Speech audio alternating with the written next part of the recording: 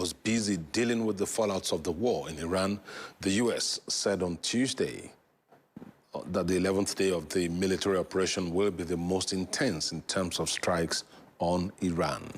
Well, fresh explosions were heard in Tehran after U.S. Defense Secretary Pete Hegseth made the boast.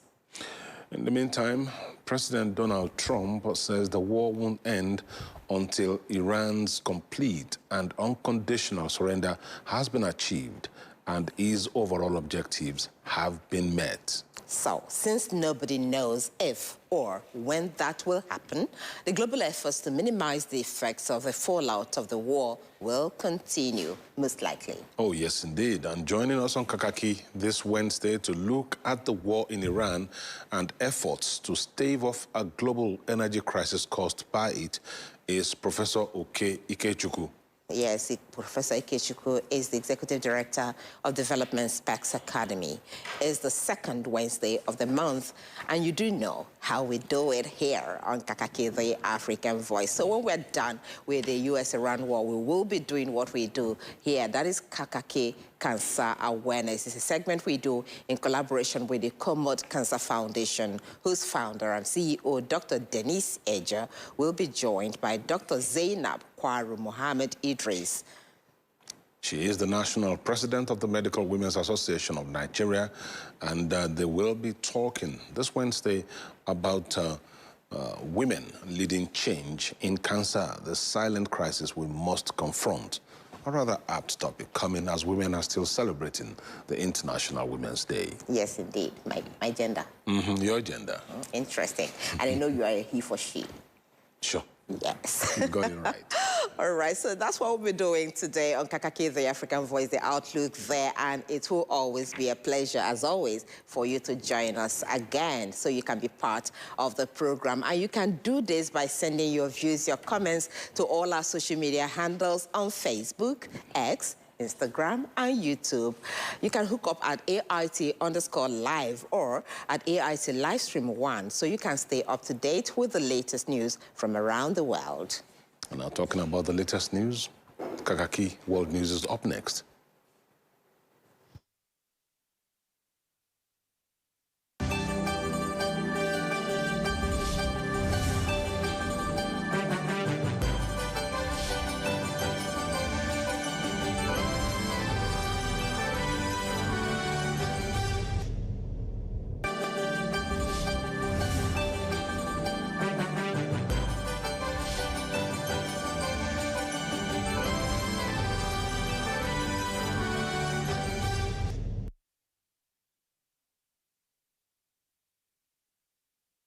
All right, thank you so much for staying with us. This is the World News on AIT. Of course, you do know I'm Nkoli Omodu, so we'll begin with stories from around the world. 6 people were killed and 37 injured in a Ukrainian missile attack on Russia's Bryansk region. Local Governor Alexander Bogomaz said in a post on social media.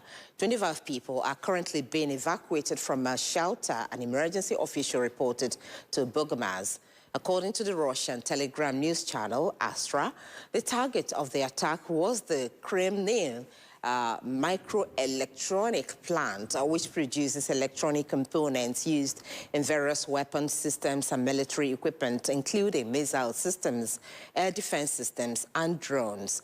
Ukrainian President Volodymyr Zelensky told reporters that the Ukrainian military chief, Colonel General Oleksandr Syrsky, reported to him that the strike on the Bryansk hit a plant involved in manufacturing control systems for all types of Russian missiles.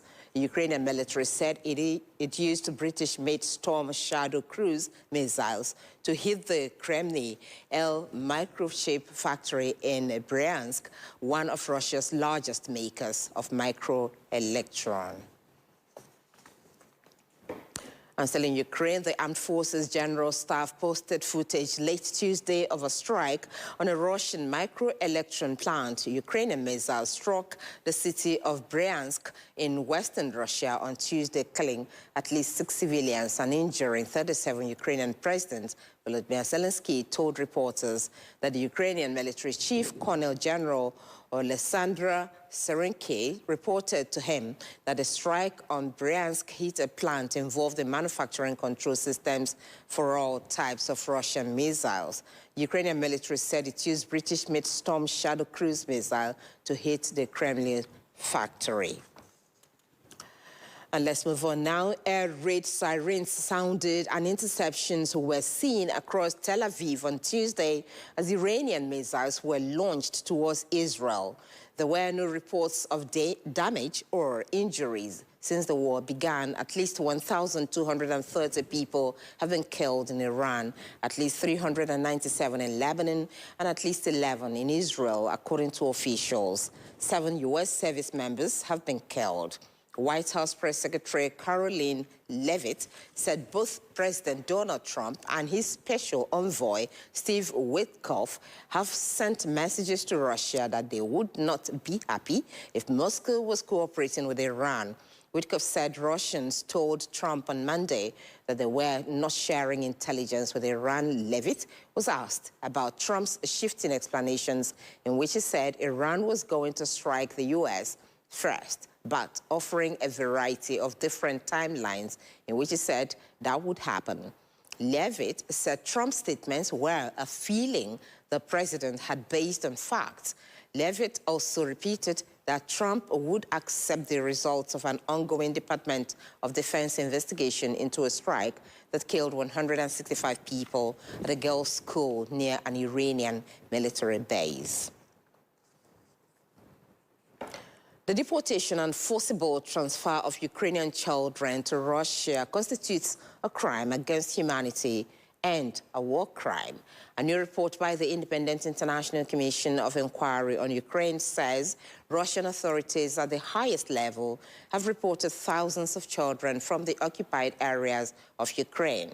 Vladimir Putin's direct involvement has been visible from the outset. Ukraine says almost 20,000 children have been illegally sent to Russia and Belarus. The UN Commission has so far identified 1,205 cases of children who were taken from Ukrainian territories by Moscow in 2022. 80% of these children have not yet been returned, the report says, and many parents and guardians are to this day unaware of the whereabouts of their minors. And President Bola Tinubu has transmitted the 2026 budget of the Federal Capital Territory Administration to the Senate for consideration. In a letter read on the floor of the Senate, the president stated that the 2026 budget proposal aligns with the fiscal and developmental policies of the federal government and the Renewed Hope agenda. The request comes as the Senate resumes plenary after a 3-week break, with the Senate President Godswill Akpabio urging Nigerians to engage more constructively with their elected representatives. Our correspondent Oyedia Urum reports. Lawmakers returned to plenary after weeks of scrutinizing the details of the 2026 proposed estimate of the federal government at the committee level. Among the executive communications presented before the Senate is a request for confirmation of Taiwo Oyedele as a Minister of State for Finance. Oyedele previously served as the Chairman, Presidential Committee on Fiscal Policy and Tax Reforms, where he led effort to overhaul Nigeria's tax system. I'm pleased to forward to the Senate for confirmation the nomination of Mr. Taiwo Oyedele as Minister of the Federal Republic of Nigeria. While I hope that this request will receive expeditious consideration of the Senate, please accept, distinguished Senate President, the assurances of my highest regards. Yours sincerely, Bola Ahmed Tinubu, President, Commander-in-Chief of the Armed Forces. President Tinubu also sought the Senate's consideration of the 2026 FCT budget proposal, which he says takes into account the 2025 to 2028 economic recovery and growth plan, as well as key assumptions of the 2026 Appropriation Act of the federal government. The FCTA is prioritizing improvement in healthcare delivery, job creation, youth empowerment, social welfare services, education infrastructure, and increased productivity in agriculture in order to lift a significant number of citizens out of poverty in the Federal Capital Territory. And meanwhile, the Senate witnessed a further depletion of the opposition following the defection of Senator Ipalibo Hari, representing Rivers West, from the PDP to the ruling APC, increasing the APC's strength in the chamber to 81 out of the 109 seats. This decision is also predicated on my resolve to join my political mentor, the Honorable Minister of the Federal Capital Territory, His Excellency Yeso Wike, CON, GSSRS, and the Executive Governor of Rivers State, His Excellency Similaye Joseph Fubara, GSSRS, in supporting the President and Commander-in-Chief of the Armed Forces of the Federal Republic of Nigeria, President Bola Ahmed Tinubu, GCFR. Plenary was later adjourned in honor of late Senator Barinada Mpigi, who represents Rivers West and served as Chairman Senate Committee on Works. Senator Barinada Mpigi, rest in perfect peace. Oyeja Orom, AIT News, Abuja. Nigeria's vast oceans hold enormous promise for jobs, innovation, and environmental sustainability. In Lagos, a new generation of women and young professionals is stepping forward to unlock that potential.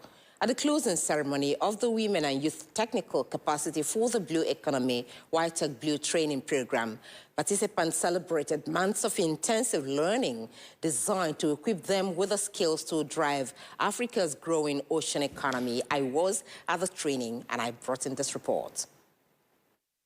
It began as a bold idea to empower women and young people with the technical knowledge and leadership skills needed to shape Africa's future in the blue economy.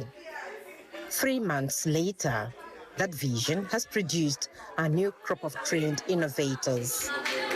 Organized by the African Marine Environment Sustainability Initiative, AFMESI, in partnership with the Development of Ocean Technical Capacity with African Nations, Dotcan Institute, Canada, the Women and Youth Technical Capacity for the Blue Economy WITEC Blue program brought together 20 participants from Nigeria alongside peers from Sierra Leone and Canada in our unique intercontinental learning experience.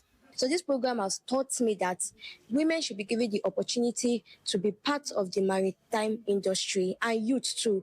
It taught me about trainings, it taught me about knowledge, it taught me about the capabilities. The training is going to benefit me in a way, and the maritime sector in general, and young people in that, is going to push us forward into learning more, into doing more, into having the right expertise in the sector. Launched at the AFMESI headquarters in Lekki, Lagos, the program combined classroom instruction with practical field exposure, introducing trainees to the fundamentals of the blue economy, maritime law and policy, ocean science and technology, and entrepreneurial leadership. Gone are the days when the maritime industry was working with paper and biro. Today, we are getting technically involved. All the jobs, even the write-ups, you have AIs, you have all sorts of development in software and all that. And especially this training that has been done, including climate change, that's the way to go. But learning did not stop in the classroom. The trainees were taken on field visits to key maritime institutions as well as aquaculture facilities, offering first-hand insight into how marine resources can be substantially harnessed while protecting ocean ecosystems. President of AFMESI, Felicia Mogo, says the program was designed to build the technical capacity needed to drive Nigeria's blue economy agenda.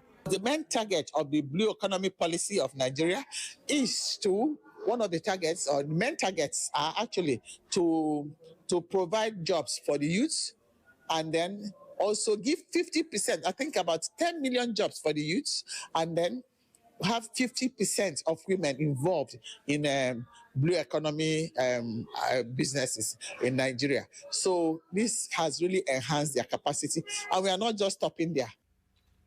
At this closing ceremony, participants received certificates recognizing their new skills and their readiness to contribute to a sustainable and thriving blue economy. Nkoli Omodu, AIT News, Lagos. Well, the chairman of the Independent National Electoral Commission, INEC, Professor Joash Amokpeto, has asked women all over Nigeria to step forward and take up leadership responsibilities, condemning their low participation in elective positions. Amokpeto, who made the call in commemoration of the International Women's Day celebration, says INEC will closely scrutinize the inclusivity of party primaries, and any that systematically excludes women will fail the test of the Commission's new regulatory standards. On its part, INEC will continue to mainstream gender consideration in its policies, programs, and operations. The Commission will also continue to support advocacy efforts and legislative initiatives aimed at expanding opportunities for women participation in leadership and governance. To the women of INEC, I commend your professionalism, your resilience, and dedication to service. Your contribution continues to strengthen the Commission and enhance the credibility of the electoral process in Nigeria. In the build-up to the 2027 general elections, INEC says it is aware that female candidates are disproportionately targeted by online harassment and fake news designed to suppress their ambitions, saying it is using the occasion of the International Women's Day celebration to warn peddlers of such toxicity to desist, as the electoral space must be a sanctuary for ideas, not a battlefield of gender-targeted character assassination. As we head toward the 2027 general election, the Commission is aware that female candidates are disproportionately targeted by online harassment and fake news designed to suppress their ambition. We are therefore using the occasion of International Women's Day to send a strong message to the peddlers of such toxic. The electoral space must be sanctuary for ideas, not a battlefield for gender-targeted character assassination. In INEC, we have contextualized the theme as Give to Gain, Advancing Women Leadership for Inclusive Progress. For us, this is not just a slogan, but indeed a call to action and reflection on our institutional journey and milestones. As it continually calls for more women's participation, INEC says within the Commission's management structure, 10 out of the 23 directors are women, representing over 43% of the director cadre. In the field offices, 218 out of the 774 electoral officers across the country are women who on daily basis manage the Commission's operations at the local government level. It says these women, working alongside their male counterparts, contribute in no small measure to the growth, efficiency, and credibility of the Commission, saying their dedication and professionalism continues to demonstrate that leadership thrives when opportunities are open to all. Nigeria's push for food security and stable power supply has received a major boost as the federal government unveils a $500 million sustainable power and irrigation for Nigeria project, just as the World Bank urges authorities to prioritize the economic value of water to strengthen irrigation, farming, and hydropower generation across the country. Speaking at the flag-off of the project in Abuja, the Minister of Water Resources and Sanitation, Professor Joseph Usev, said the initiative supported by the World Bank will help boost agricultural productivity and enhance hydropower generation. Billions of farmers across Nigeria, the success of each farming season often depends on the mercy of the rains. But that uncertainty may soon ease as the federal government launches a major irrigation and water management initiative aimed at boosting food production and protecting livelihoods.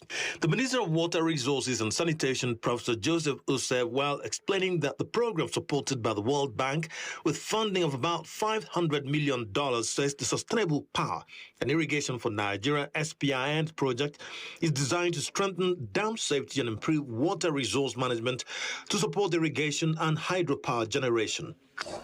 With increasing climate variability, erratic rainfall patterns, and growing food demand driven by population growth, Nigeria must decisively move beyond dependence on rain-fed agriculture and invest in modern, efficient, and climate-resilient irrigation systems. The SPIN project has been carefully designed to address these challenges through a comprehensive and integrated framework built around 4 major components. Speaking at the event, the World Bank's Global Director of Water, Saroj Kumar Jha, emphasized that expanding dam infrastructure and maintaining existing facilities are critical steps toward improving irrigation farming and hydropower generation in the country. So my advice and suggestion to everybody is that let's start the narrative on economic value of water when you talk about irrigation. And I think SPIN project here perhaps could be the beginning of that narrative. And Nigeria can show to other countries in Africa why economic value of water conservation can be a game changer. And as our country director said, the World Bank Group is here to support you in that journey. SPIN targets to rehabilitate 40,000 hectares of irrigated area, and as demonstrated under trimming, is expected to leverage further private investments to expand irrigation through farmer-led irrigation development. The SPIN project is structured around 4 major components: strengthening institutions responsible for water resources management, modernizing irrigation infrastructure, improving dam safety and operations, and ensuring effective coordination and monitoring of the program. Nigeria's counterinsurgency campaign in the northeast has suffered a painful setback.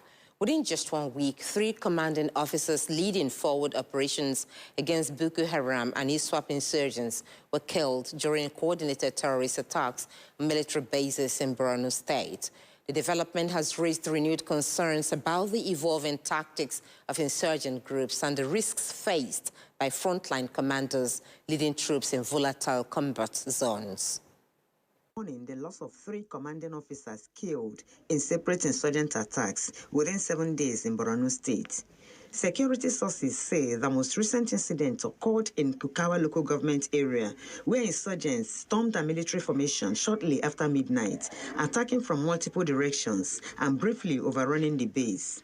The assault claimed the life of Lieutenant Colonel Omar Farouk, the commanding officer overseeing the Kukawa base and the 101 Brigade. Sources say several soldiers were also killed, while military vehicles were set ablaze and ammunition taken by the attackers before reinforcements arrived. Just days earlier, on March 6, another commanding officer, Lieutenant Colonel S.I. Ilyasu, was killed during an attack on troops in Konduga as Boko Haram fighters ambushed soldiers attacked to the 222 Battalion and the 21 Special Armored Brigade.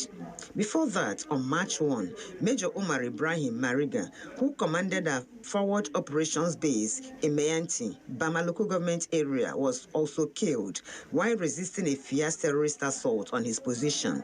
Security sources say the officer fought bravely and inflicted heavy casualties on the insurgents before being overwhelmed. The deaths highlighted the dangerous reality of frontline command in the northeast, where officers often led troops directly in combat operations against insurgents operating from strongholds across the Sambisa forest. The Timbuktu Triangle and the Lake Chad Basin military authorities said the recent attacks were part of coordinated assaults launched by Boko Haram and Islamic State West Africa province between March 8 and March 9, targeting multiple locations including Dalwa, Goniru, Kukawa, and Menok.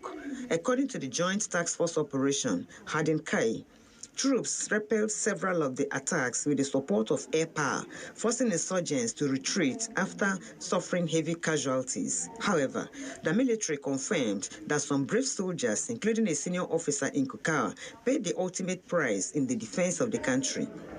Security analysts say the loss of experienced commanders is worrying given the years of training and operational experience required to prepare officers for frontline leadership. They warn that insurgent groups are increasingly relying on surprise assaults and coordinated attacks aimed at overwhelming isolated military formations. Despite the setbacks, the military say troops remain in control of the affected locations and are conducting follow-up operations to attack fleeing terrorists and recover stolen weapons. For the armed forces, the fallen officers represent the human cost of the ongoing battle against insurgency, a war that continues to demand courage, sacrifice, and leadership from those in the front lines. And with that report, we'll wrap up the world news on Kakaaki, the African Voice. But let's bring you up to speed with developments on the business world on Kakaaki Business. Welcome to Kakaaki Business. I am Olamide Ario. Oil prices plummeted 7% on Tuesday after soaring to a more than 3-year high. The previous session, as U.S. President Donald Trump predicted the war in the Middle East could end soon, easing concerns about prolonged disruption to oil supplies. Brent futures fell $6.79 to $92.17 a barrel in the early hours, while U.S. West Texas Intermediate crude was down $6.55 to $88.22 per barrel. Both contracts fell as much as 11% earlier before paring some losses. Meanwhile, Trump is considering easing oil sanctions on Russia and releasing emergency crude stockpiles as part of a package of options aimed at curbing spiking global oil prices, according to multiple sources. And European shares bounced back on Tuesday as investor sentiment was lifted after U.S. President Donald Trump said the war in the Middle East could come to a quick end. The pan-European benchmark added 1.9% to 606.26 points as of Tuesday morning, after closing at its weakest level in more than 2 months. In Europe, financial stocks were the biggest boost to the benchmark index, with the sector jumping 3.7%. Energy stocks fell 1.2% on the tumbling oil prices. Investors await comments from European Central Bank President Christine Lagarde and Vice President Luis de Guindos. And Saudi Arabia's Aramco, the world's top oil exporter, has said that there would be catastrophic consequences for the world oil market if the Iran war continues to disrupt shipping in the Strait of Hormuz. Oil shipments have been largely blocked from traversing through the shipping line, where normally roughly 20% of the world's oil would pass through daily. Iran's Revolutionary Guard said on Tuesday they will not allow 1 liter of oil to be shipped from the Middle East if U.S. and Israeli attacks continue. Speaking to reporters, CEO of Aramco, Amin Nasser, said that there would be catastrophic consequences for the world's oil market extending to the global economy the longer the disruption continued. He added that the current situation was by far the biggest crisis the region's oil and gas sector had experienced. Nasser noted that global inventories of oil were at 5-year low and said the crisis will lead to a drawdowns at a faster rate, adding that it was critical that shipping in the Strait resumed. A civil society group, the Network of Advocacy for Positive Impact Initiative, has called for balanced discussion on Nigeria's electricity transmission sector, emphasizing the need to protect public confidence and the nation's image. The group say allegations about the operations of the TCN should be handled responsibly to avoid undermining public trust and investor confidence. Addressing journalists in Abuja, Executive Secretary Comrade William Smith Bassey stressed that stakeholders have the right to raise concerns, but serious issues should go through established institutional channels. It is therefore important to emphasize that matters relating to procurement, management decision, and operation policy within government institutions are governed by laid-down procedure and are subject to review by appropriate authority where necessary. Rising serious allegations outside this established channel amount to creating unnecessary tension within the power sector and distracting the attention from the urgent task of strengthening Nigeria's electricity infrastructure. The group highlighted that Nigeria's transmission network is critical to national development, linking generation and distribution companies across the country. Misleading narratives, they warn, can distract from ongoing efforts to improve capacity, grid stability, and reliable power delivery. Our position is simple, clear. National institutions that are centered to the functioning of our economy must be supported, strengthened, and constructively scrutinized through proper channels, not weakening by weird allegations that may distort public perception of our institution. NAPI urged all stakeholders to prioritize national interests, respect institutional frameworks, and engage constructively to strengthen the sector rather than amplify confusion.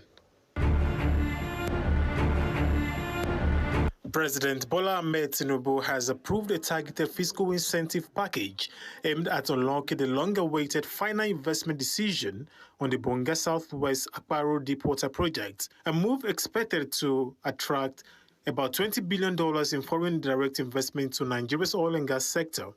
The approval follows months of technical and commercial negotiation involving NNPCL Limited, the Nigeria Revenue Service, the President's Special Advisor on Energy, Oluwayegun, and the Chief Executive Officer of Shell, Wale Sawan. The project is expected to position Nigeria for a new phase of deep-water oil production while boosting investor confidence in the country's energy sector. Group Chief Executive Officer of NNPCL, Bashir Ojulari, described the development as a major breakthrough, noting that the Bonga Southwest project had remained stalled for nearly 2 decades. He said the approval reflects the administration's commitment to creating bankable investment framework capable of delivering value for the Nigerian economy. The fiscal framework approved by the President includes an enhanced production tax credit and resolution of earlier dispute settlement agreement aimed at balancing national revenue interest with investor returns. When completed, the project will produce about 150,000 barrels of crude oil per day and 140 million standard cubic feet of gas daily, while generating more than 5,000 direct and indirect jobs and strengthening Nigeria's energy security. As Nigeria's market continues to expand and grow more complex, increased attention is being placed on the legal and adjudicatory framework that promotes fair competition and stronger consumer protection. To keep pace with this evolving market environment, the Federal Competition and Consumer Protection Commission and the National Judicial Institute are strengthening the capacity of judicial officers through specialized training aimed at improving their understanding of relevant laws and enhancing their ability to effectively resolve competition and consumer-related disputes. Enacted in 2018, the Federal Competition and Consumer Protection Act established a comprehensive legal framework aimed at promoting fair competition, preventing anti-competitive practices and protecting consumers across Nigeria's market. Central to the implementation of the Act is the Federal Competition and Consumer Protection Commission, which is mandated to investigate market abuses, enforce consumer rights, and ensure that businesses operate within established competition rules. However, as enforcement actions increase, legal experts say the need for a stronger adjudicatory process has become more pronounced. This includes clarifying jurisdictional boundaries between regulatory bodies and ensuring efficient dispute resolution mechanism for businesses and consumers. Hence, the need for this judicial training exercise, which the Chief Justice of Nigeria, Honorable Justice Kudirat Kekereekun, says will help focus not just on how to better interpret the law, but adopting various means of dispute resolutions. As the enforcement environment expands, courts may witness a substantial increase in the volume and complexity of cases arising from competition and consumer protection disputes. This, in turn, has the potential to exert additional pressure on already demanding judicial dockets. Experience from other jurisdictions suggests that the strategic development of alternative dispute resolution, ADR, and online dispute resolution, ODR, mechanisms can significantly enhance the efficiency of consumer protection regimes. The strategic judicial training program is therefore designed to deepen judicial understanding of the substantive principles of competition law, the institutional architecture of the FCCPA framework, evidentiary stance, and competition litigation and emerging issues in digital markets and fintech. The executive chairman of FCCPC, Tunji Bello, says judicial officers must continue to operate strictly within established legal boundaries while fostering stronger collaboration between the judiciary and regulatory authority. As these cases increasingly come before the courts, judicial interpretation plays an important role in shaping the evolving jurisprudence that governs market conduct and consumer protection in Nigeria. Competition law frequently requires courts to consider detailed economic evidence, market structures, and evolving business practices. Courts are often required to assess expert testimony, economic analysis, and market data in determining whether a particular conduct restricts competition or harms consumer welfare. It is therefore important that judicial officers remain well equipped to approach these issues with clarity and confidence. Stakeholders argue that strengthening the judicial officers' capacity and improving procedural clarity will help ensure timely resolution of cases involving anti-competitive conduct, consumer exploitation, and market dominance abuses. And that's Kakaaki Business. I am Olamide Ario. The stories now break online. Don't miss anything from our real-time updates and exclusive content. Follow and participate in discussions on live TV studio programs to shape the narratives. Subscribe, engage, and share from AIT.live at AIT_online on X, AIT Online on Facebook, Official AIT Live on Instagram, TikTok, and Threads, AIT_live, and AIT Livestream 1 on YouTube. Stay connected with AIT. On air, online, on live. The issues as they break. The multitude, the political figures, the state and non-state actors. There is a serious threat to democracy, and our government seem to be incapable of protecting the scheming. This is not a period we should say bow and go. Every part of this country is equal. The intrigues. There can be no one person that is bigger than the party. Deft moves and the momentous declaration. We didn't get any protection. I'm not particularly against anybody. We track and capture them all. I don't believe in godfatherism in politics. Follow in-depth analysis and no-holds-barred interviews. Armed forces of the country is well capable. They need the political will. Are they just waking up from sleep? Is there complacency? Feel the pulse of happenings in the political arena on AIT Democracy Today. Widely acclaimed authority on politics. Monday to Friday, 7 p.m. Nigerian time.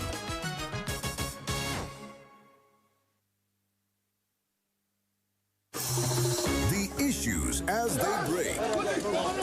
The multitude, the political figures, the state and non-state actors. There is a serious threat to democracy, and our government seem to be incapable of protecting the scheming. This is not a period we should say bow and go.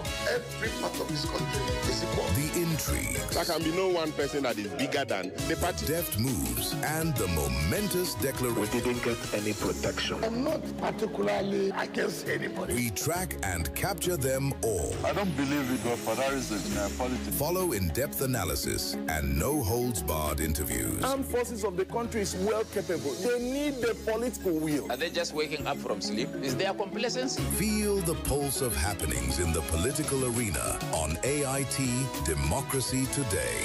Widely acclaimed authority on politics. Monday to Friday, 7 p.m. Nigerian time.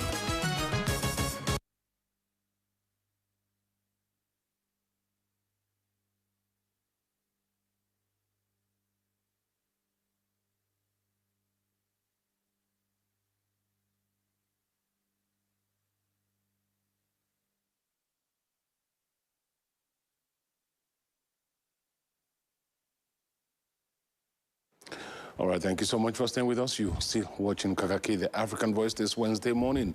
Now, let's bring you this report, one that raises a number of concerns concerning retirees in the Cross River State of Nigeria. For many retired local government workers in that state, life after decades of public service has become a painful struggle as delays in the payment of pensions and gratuities continue to push several of them into hardship and worsening health conditions. Well, you know, this issue of pension or pensioners' plight is almost everywhere in the country, not just in Cross River. But this one is attracting particular attention because the retirees are poised, or they say they are poised for a battle, calling on the State House of Assembly to urgently pass the long-pending local government pension bill, warning they may occupy the streets of Calabar if nothing is done urgently. In Cross River State are urging the State House of Assembly to urgently pass the pending local government pension bill into law, as delays in the payment of pensions and gratuities continue to push many retirees into hardship. Chairman of the Association of Local Government Pensioners in the state, Basi Okosun, met the appeal while speaking with journalists in Calabar, saying many retirees continue to struggle as pension approvals move through several government offices before payments are processed. While retirees continue to express concern over the delays, Governor Basi too had earlier approved 10 billion naira for the payment of outstanding gratuities owed to retired civil and public servants as part of effort to reduce the backlog of pension liabilities in the state. Okosun warned that pensioners may embark on a statewide peaceful protest if their concerns are ignored. The governor made payment every month, but we are not collecting as and when due. It must be 2 weeks when others have collected that they now try to drop the things. That's the extent to which it is.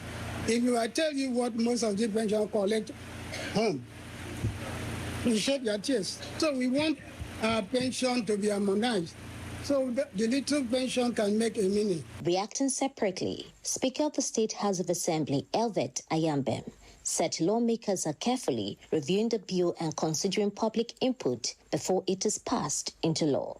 For any bill to be passed into law, we want every bit of that bill to be people-friendly. And so when you see bills kept on hold, it's not as if that bill is just ignored. There's a whole lot of work ongoing, and then when the need arises, the public hearing will be conducted where the opinions of the people will be taken. For the local government staff who are feeling disgruntled, I don't think they are doing the right thing. That should have been done if only the public hearing was organized and they were invited. The pensioners insist that beyond legislative processes, urgent action is needed to end years of uncertainty, ensure timely payment of benefit, and restore dignity to those who have devoted their lives to public service in Cross River State. In Emeset Ifiok, AIT News, Calabar.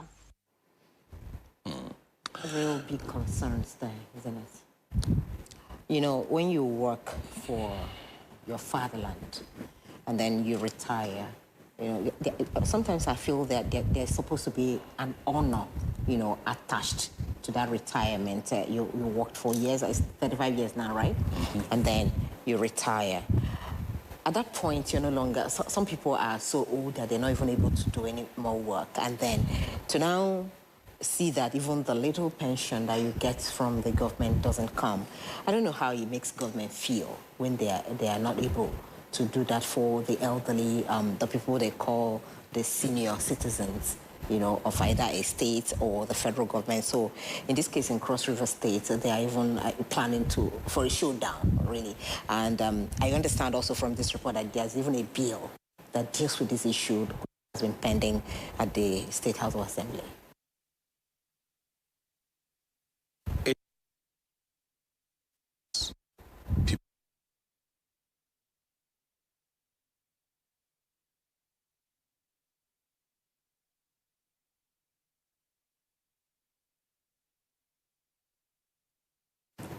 In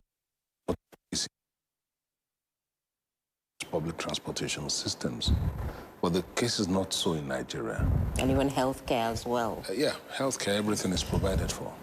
But I listened to that interview. I think that was the Speaker of the Cross River House of Assembly. He called the pensioners, the retirees, he called them disgruntled. He called them disgruntled. I don't think that was the right word to use for the people you serve. I think that the House of Assembly should pick up pace on that particular bill and work on it and pass it. If they want to pass a bill that is in their interest, get speedy passage. It will get speedy. They will work on it speedily and pass it. Things that concern retirees, things that concern the welfare of the people should be taken very seriously, because that's why they were elected into that House of Assembly, to make laws for the better, to improve the lives of the people. I don't want to use that word, but to improve the lives of the people. If retirees are in dire straits, then it gives no hope to those of us who are also going towards retirement, because all of us are going towards retirement one way or the other. Everyone will retire. Some of us are closer to retirement than others. Yes, indeed. You know, my mom didn't work as a civil servant, but today she calls me to say, where's my pension? Really? So sometimes she believes I am the one, you know, all her life investment was put into training me and all of that, and then the husband is no more, so I became the company where she worked. Okay. So if at that level, you know, people who are aging demand pension from their children, believing that, okay, maybe the money I would have used to do other things, I invested in you, you need to settle me. That's also how I think the states and, you know, the federal government should also value people who have invested their lifetime working, you know, for the country. And then for the State Assembly, like Kule said earlier, making laws for the betterment of the people is actually one of your major, or even your, you know, priority assignment. Yes, at the State Assembly. And for pensioners to be complaining, one day you would also become a pensioner if you're a member of that State House of Assembly. So I think that bill requires speedy passage, if not for anything. At least it gives you something like a feeling of happiness and joy that you have contributed to making life better for somebody, you know, who you are supposedly supposed to be representing at the State Assembly. So we wish you the very best. At the pensioners, we also believe that they would attend to your need as quickly as possible. Okay. We'll pause this conversation here and bring you a social intervention segment.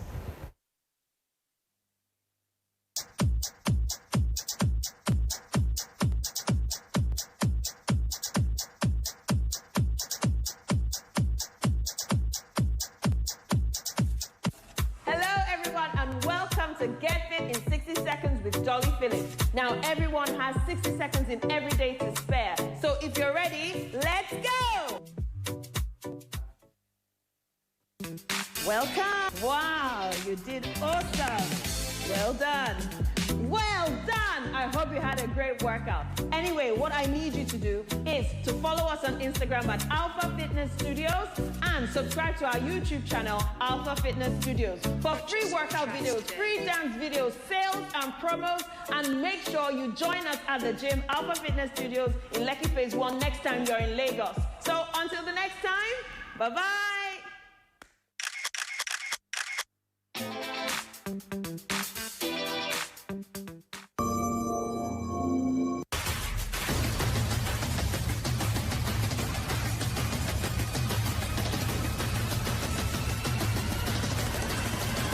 Hello, great people of now.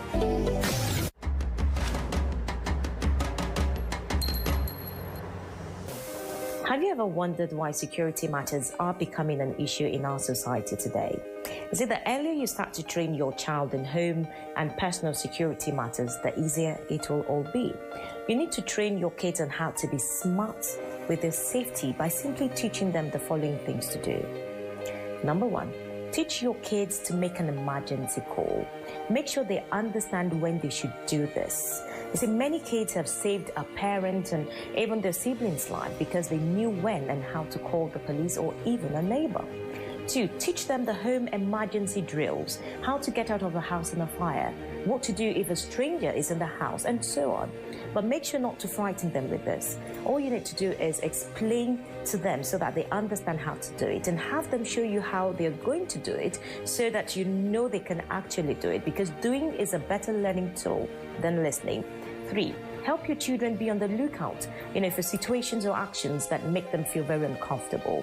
rather than certain kinds of people. So you need to teach them what a stranger is without teaching them that all strangers are bad or dangerous, because almost any stranger a child walks up to, if they are in trouble, will definitely help them. So only a very small percentage of some strangers will be a problem, and the problem ones will probably be very obvious. Finally, teach your children the home telephone numbers, the home address, daddy's telephone number, mommy's telephone number, your office addresses, the doctor's telephone number, and even family friends' mobile number and their home address. So remember to always be security conscious. Honestly, that's my 2 kobo. The issues as they break, the multitude, the political figures, the state and non-state actors. There is a serious threat to democracy, and our government seem to be incapable of protecting the scheming. This is not a period we should sit back and go. Every part of this country is important. The intrigue. There can be no one person that is bigger than the party. Deft moves and the momentous declaration. We didn't get any protection. I'm not particularly against anybody. We track and capture them all. I don't believe it was for that reason in politics. Follow in-depth analysis and no-holds-barred interviews. Armed forces of the country is well capable. They need the political will. Are they just waking up from sleep? Is there complacency? Feel the pulse of happenings in the political arena on AIT Democracy Today. Widely acclaimed authority on politics. Monday to Friday, 7 p.m. Nigerian time.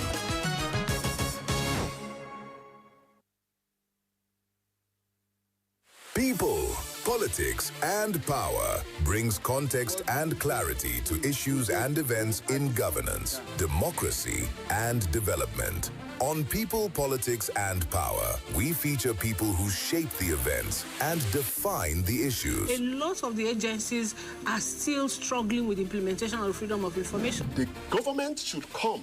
We need Nigeria to work.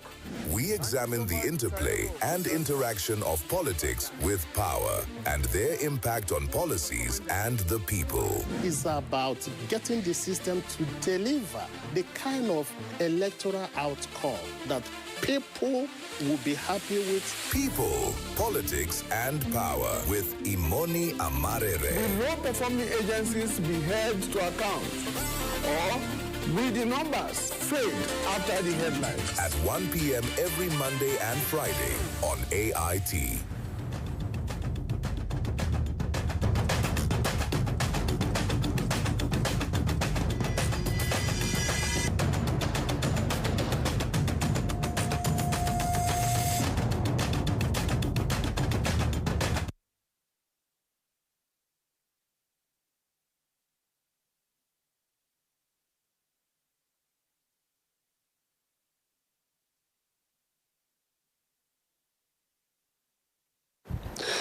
Okay, it's newspaper review o'clock. If I'm going to quote Rana Obozege, she always talks about segments o'clock.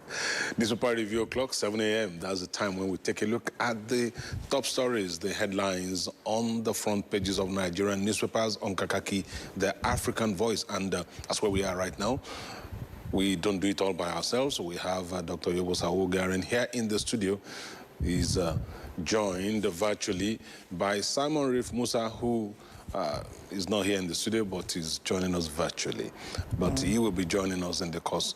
He's already online, but we'll be bringing him in the course of the program. Morning, Doctor. How are you? Good morning. Good to see you. I'm sure you enjoy your weekend. I mean, you don't have weekend. It's almost 24 hours, 7 days. Journalists don't have weekends. You work all day, every day. All right, Doc, good morning and welcome. Morning. So let's look at the papers now and the major headline stories on the front pages. We'll begin with the Nigerian pilot. Boldly in red there, leading with the Middle East conflict. It says federal government raises alarm. Says development may worsen cost of living in Nigeria if it persists. Warns that sustained instability in Middle East could lead to increases in prices of fuel, diesel, others. Is it could lead or has already led? Okay, we have that on page 8 of the Nigerian pilot. Yes, where you have the details of that story. Okay, let's go to this Nigeria now, which has almost the same headline: Middle East crisis, prolonged war to hit economy hard, FG warns. And the writers say we are monitoring developments to safeguard economic stability. Edun, that's the finance minister. Nigeria may face rising smuggling activities amid Iran tensions. Expert. The story is on page 2 if you want to read the details. All right, the story is leading on almost all the papers today. So let's check out the New Telegraph and the angle it takes that story this morning. Middle East crisis again. Federal government monitoring developments to safeguard economic stability, and says block Hormuz face death, fire, and fury. Trump wants Iran, Qatar to Iran, stop attacks, or you may find out details inside the paper. Pages 2 and 3 captures the story of the New Telegraph. Okay, let's go to the Standard Times now. Interesting news there. Dangote slashes PMS price by 100 naira. Declares fuel scarcity gone for good. That's the top story on the front page of the paper. The details flow from the front page there to page 13 this morning. Okay, so let's check out the Daily Global newspaper. Yes. Okay. The big story there, Dangote refinery slashes petrol price by 100 naira to 1,075 naira per litre. That's the bold headline there for the Daily Global. Let's go to the Leadership newspaper, and its top story is talking about the federal government's reaction to the global rise in the price of oil. Petrol price hike. Tinubu orders deployment of 100,000 CNG kits as transport fares surge. And the writer says directive issued to mitigate effects of high fuel prices. Presidential committee. This story has its details tucked in page 4 of the paper. And the Daily Asset, Tinubu approves oil sector incentives, unlocks $20 billion Bonga deepwater project. Project adds 150,000 barrels per day, creates 5,000 jobs. And then Dangote slashes fuel price by 100 naira as global crude supply slumps, on page 2 of the paper. Let's take this one again, just by the bottom of the page. Security agents, emirs, attend terrorist negotiation meetings, claims Gumi. And then federal government aware of terrorist identities, location, says cleric. Residents protest, block highway over insecurity in Ondo State. Writers to that story. Saraki to PDP leaders. End all legal battles, hold fresh convention. That's the top story. The main headline on the Daily Monitor's front page this morning. The writer says party may miss 2027 elections over litigation. PDP won't die. It will be on the ballot in 2027, assures Turaki faction. Details of that story flows from page 1 to page 4 of the paper, or page 2 rather, of the paper. Okay, the Authority newspaper is going political on its major headline story front page. PDP crisis. Let's accept appeal court verdict. Hold new convention. This is Saraki speaking there. We must not jeopardize members' ambitions, he advises. Councils aggrieved leaders to end all litigations. The Al Jazeera Weekly also toes that line. Its main headline here is a political one. PDP crisis. Appeal court voiding of 2025 convention, decisive blow against impunity. That's quoting Wike. That's Nyesom Wike, the Minister of the Federal Capital Territory. And the writer says, Asaraki urges PDP leaders to end litigation, conduct a fresh convention. Turaki-led faction holds emergency meeting. The Observer's Time is leading with a rather worrying story there. The North's dying health sector.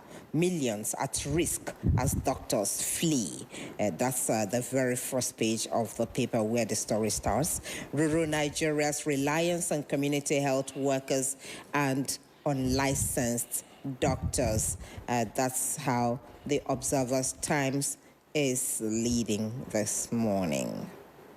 All right, let's go to the business engine now. It's leading with the story, transport fares surge across Nigeria as U.S.-Iran war pushes petrol beyond reach. The story flows from page 1 to page 2 of the paper. And at the risk of leaving out the Daily Sun this morning, let's also look at what the Sun has. Quite a number of headlines there, but one interesting one there tucked right beside the masthead. Enugu Air gets air operating AOC. That's the air operating license in record time. That's the story there. That's, of course, quite interesting this morning. Enugu gets air operator certificate in record time. Targets regional flights by year end. You'll find details of that story on page 25 of the paper. Also, you find price relief fades as Dangote cuts petrol by 100 naira. And the writer says Trump threatens harsher strikes if Iran disrupts supply. And that's the last paper we have for you this morning on the newspaper review. Let's bring the issues to our reviewers this morning. And I'm going to start with you, Yobosa. Middle East. Federal government raises alarm. The Nigerian pilot, the New Telegraph, this Nigeria, they all have that headline. And I think attached to that is this one on the front page of the leadership that says a petrol price hike. Tinubu orders deployment of 100,000 CNG kits. That sounds like a direct response to the issues that the FG, the federal government, is raising alarm about. Well, I think the crisis in the middle, or the war in the Middle East, is a global concern. It's not just only Nigeria that is feeling the hit. It's like virtually every country is feeling the hit. It was expected that the war in the Middle East will create this kind of challenges. The other day, I think the foreign affairs ministers in China, what they call it ministers or secretary, warned that if the war persists, virtually the economics of the entire world will be crippled, and the entire world will be in serious crisis. Nigeria is just experiencing that. I think in most countries, with the capacity to store, gas and all that, might not feel the impact as we are feeling here in Nigeria. I remember when the Farouk, the then the head of regulating agencies, was saying that I think there was a crisis between Dangote and Farouk over whether we should continue to import fuel when Dangote has the capacity to refine oil in Nigeria. I think the argument there was that even the country with enough fuel, still import because of this kind of exigency. You import, you store, so that in case of these global challenges, you'll be able to absorb the shock. And unfortunately, Nigerians will don't have that capacity. And that is why when the price went up just within 24 hours, Dangote and others started increasing the prices of their products. So that is the challenge we are facing. Yesterday, I think one of the government agencies came out to say that, in order to be able to cushion the effect, they are rolling out about 100,000 CNG vehicles. CNG kits. Yeah, kits to cushion the effect. But even at that, we are talking about a country with over 270 million people. What would 100,000 CNG kits do to cushion the effect of what we are experiencing now? Even if you deploy that in the Federal Capital Territory, will you be able to solve the problem?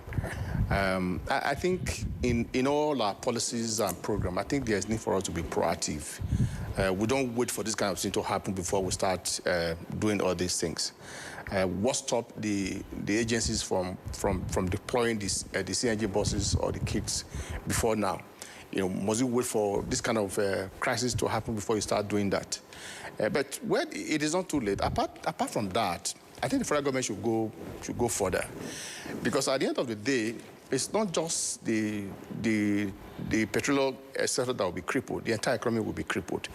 Before you know it, the transporter will start increasing their Before you know it, it has already started happening. They've already increased prices. People already crying. Yesterday evening at 1,300. No, I'm not talking about. I'm talking about the transporters. Transportation fare has increased. That's why I'm telling you. I bought fuel yesterday evening at 1,330. Yes.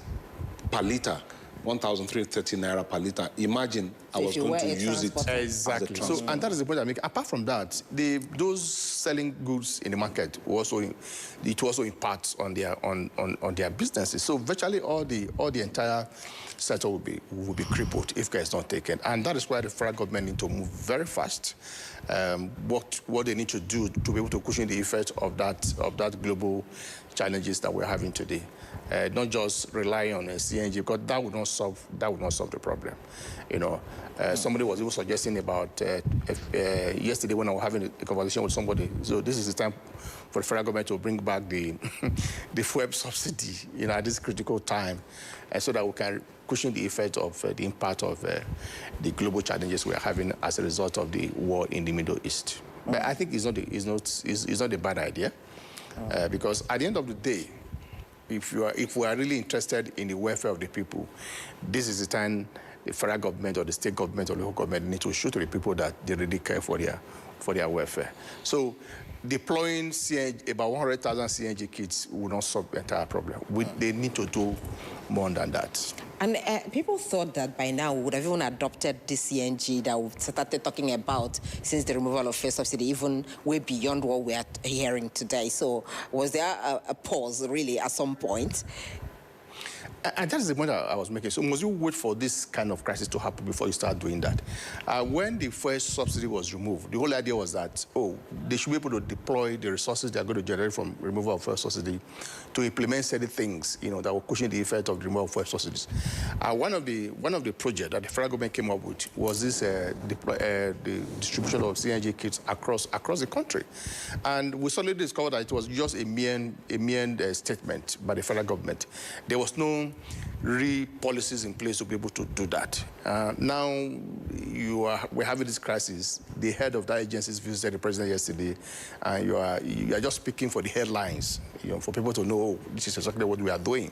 But on ground, you don't even see, policies, to be able to implement that. So the problem we have in the country, most government agencies, speak for the headline, for newspapers' headline, for television stories, but at the end of the day, in concrete terms, they don't address the problem.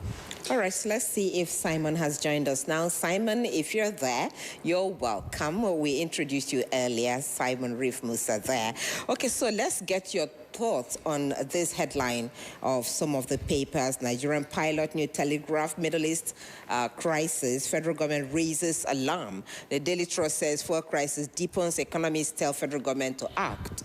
And then which paper is talking about the CNG? That's the leadership newspaper. So these are all woven together. Your take on this? Good morning, my people. I have watched you since the program began. The truth is, as long as we have this Iranian war with the Americans and the Israelis, as long as it continues, we'll have a problem of the issue of price instability. But again, because nations that have already developed have kind of embraced what is becoming known as social democracy. Whatever things you do, you don't just simply implement capitalism in its purest form. You have to take into consideration some context. And in the Nigerian context, the idea of allowing fuel, crude, the way we look at, we refine it and sell it to the Nigerian according to the international crude prices, it will be impossible. So there is need for government to intervene. Just for government to say they are going to release 100,000 CNG kits is not enough, because like my friend there said, even in Abuja, that won't be enough. What we need to do, if we are going to avoid this, we must, as a priority, government must ensure that there is a kind of a program in which we supply fuel, crude to Dangote at a reduced price in order for him to sell it at a reduced price in form of subsidy.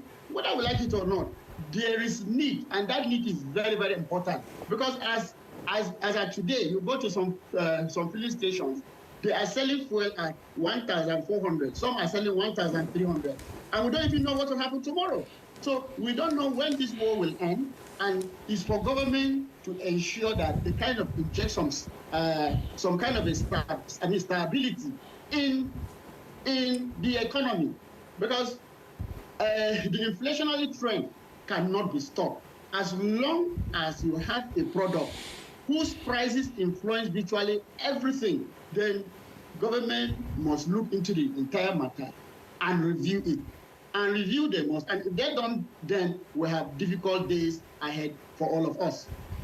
Because this is also already eroding the little gains we made when we heard that foodstuff were coming down, the prices of foodstuff, was coming down, and it has shot up again. Based on this, transportation has increased, and this worries many Nigerians. What is the immediate step you think the government should take? The immediate step government should take, one, is to call the Dangote, renegotiate, because we don't know the end. There is no end in sight of what will happen in the coming days. So there is a need for government to look at it very seriously. Like you rightly said, inflation is just about picking up. If you drive around today, even as at yesterday, you drive around, you can see there was a reduction in the volume of vehicular movement. So if, because of the high cost of fuel, and fuel is very key to the Nigerian economy, if there is something that touches it in terms of trying to spike the prices of fuel, it will affect virtually everything. And all the gains that government has made in the few 1 or 2 years that you're boasting about, it will be wiped off. So, and that's why we continue to say, you have implemented fuel subsidy, and it is only the states that are getting all the money. What comes to the ordinary Nigerian? Because this is what will determine the prices of goods and commodities, even including services. So there is need for government to immediately find a way of combating this. All right, Simon. Yes, I just wanted to intervene about the measure that Sam Rafe is suggesting. I knew you would do that, but I'd like you to just lump it with that second headline there. Dangote slashes PMS price by 100 naira, says fuel scarcity gone for good. Standard Times, Daily Monitor, they both have that. But Simon has now brought something else. Yeah, that is not sustainable. And let me give you the reason. At this time, when the crude oil in the global market is going up, so many countries are benefiting. But the Nigerians, we are virtually not benefiting. You know why? Our crude oil has been pre-sold, so that as they are producing, many countries, many other stakeholders within the global oil sectors, they paid for our crude.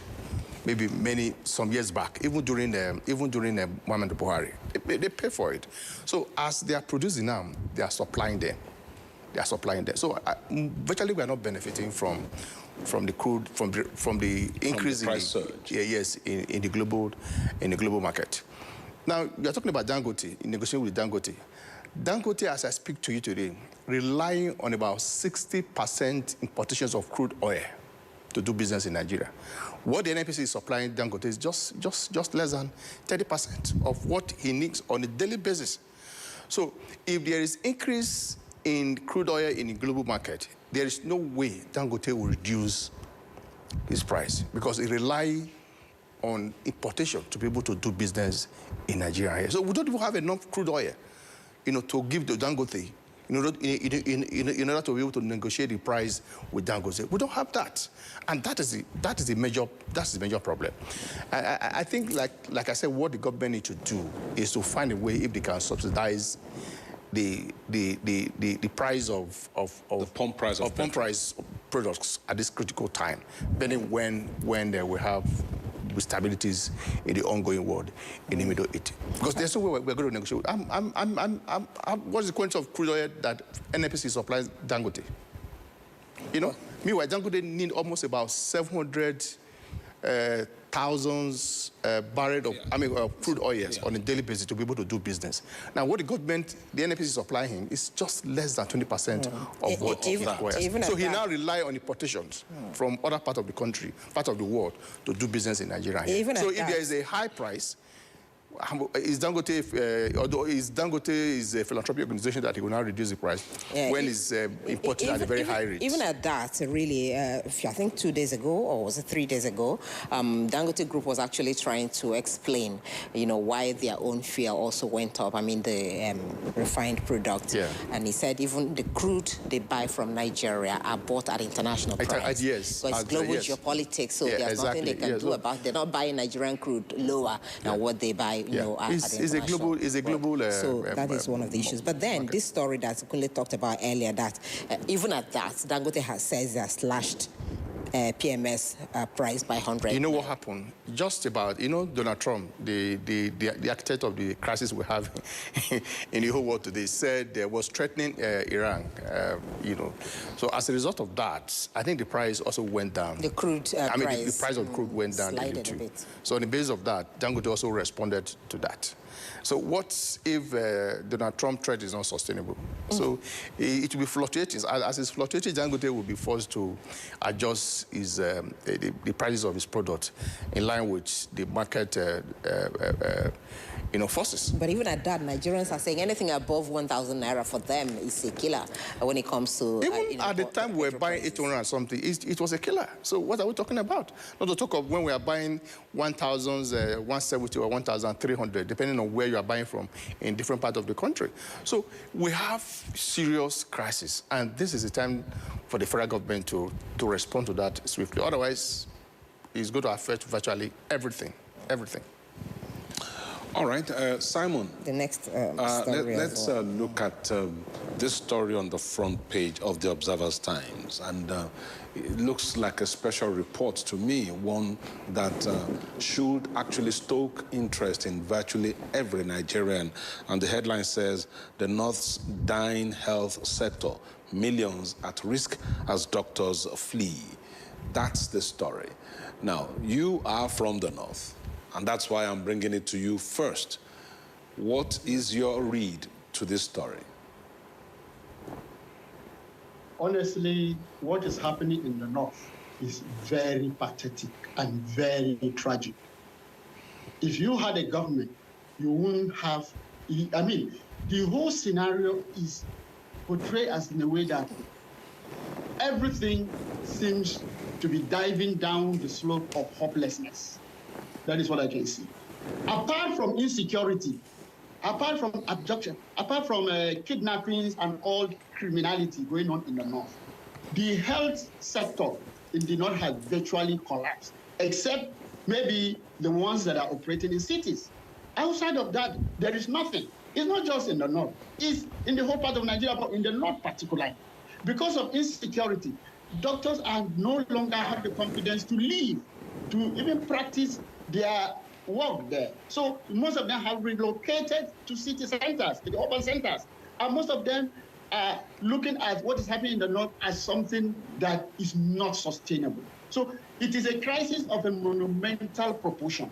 And that what government needs to do is to rein in the monsters of insecurity, is to bring in confidence in government. Because the confidence people are having in government has waned. It has waned because when you see a recurring vicious cycle of insecurity, running riot all over the north, you have a problem. So it's not just the health sector that has collapsed. Everything points to the decision that the day of Armageddon is just about to happen in the north. And government must stop that. It's not just about health. It's virtually everything. The living conditions here are very difficult. Poverty, name it. And these are what one will expect the politicians to do what they need to do. But they seem to act as if nothing happened. All what concerns them is 2027. Well, I've always said it. If nothing is done, that 2027 they're all looking for, it won't even come to be, because things are very, very hard. With what we are experiencing, high cost of fuel that is just coming in, I can tell you, it will no longer be sustainable. And everything will go down the drain. So it is, like my friend said, we are in a serious crisis, and we need to look at that.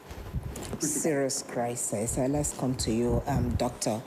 It's worrisome. We know that there has been this brain drain that has been going on all across Nigeria, not even just in the north. But, you know, when you look at the fact that doctors are fleeing, what are the factors you consider responsible for this, and how do you think, what immediate steps do you think government can take to address the situation? You know, like you said, it's not just in the north. I think what the newspapers, I like the way they frame it. Maybe they wanted to draw attention to the serious crisis. Give a specificity. Yes, in the northern part of the country. Otherwise, the crisis is across the country. Even in the Federal Capital Territory where we stay, go to Matama General Hospitals, go to Aramco General Hospitals, go to federal medical centers, the one you have in the airport road. You discover that there are no doctors. You go there this morning and see what is happening. You see patients, you know, almost hundreds of patients. You mean no doctors or not enough doctors? Yes, not enough doctors.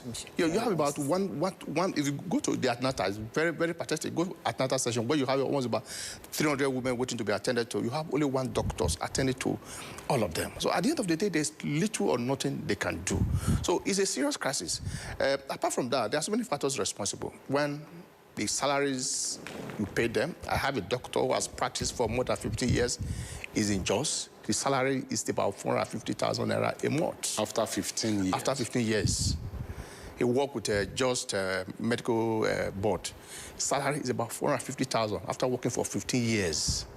So how do you expect such doctors to remain in business? Even when they remain in business, how do you expect him to concentrate in what he's doing? He wants to do that kind of job in about 1 or 2 or 3 hospitals in order to be able to survive. In the north, there's a serious insecurity. And most people don't feel comfortable working in the northern part of the country again. You know, and that is why many people are leaving. So in other words, even the tertiary institutions that are training doctors has become a center building capacity for other part of the country.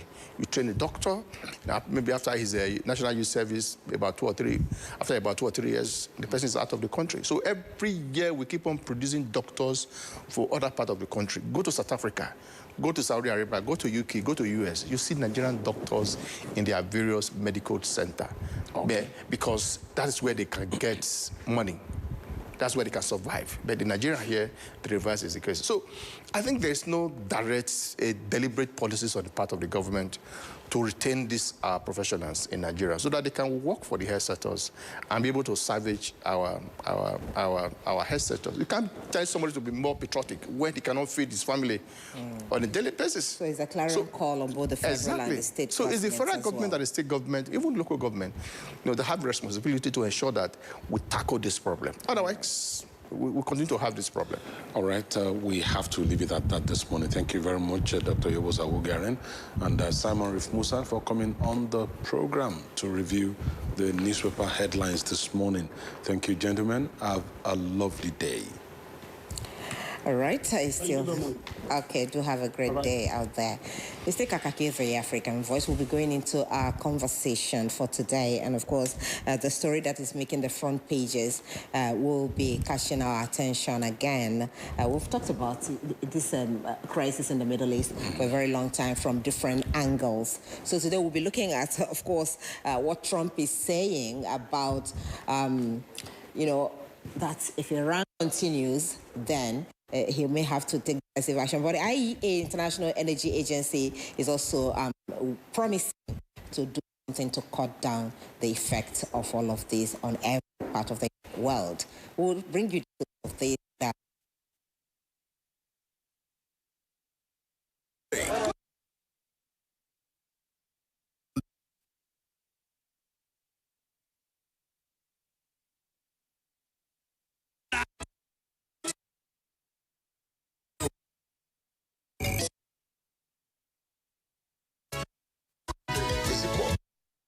There can be no one person that is bigger than the party. Deft moves and the momentous declaration. We didn't get any protection. I'm not particularly against anybody. We track and capture them all. I don't believe we go for that reason in politics. Follow in-depth analysis and no-holds-barred interviews. Armed forces of the country is well capable. They need the political will. Are they just waking up from sleep? Is there complacency? Feel the pulse of happenings in the political arena on AIT Democracy Today. Widely acclaimed authority on politics. Monday to Friday, 7 p.m. Nigerian time.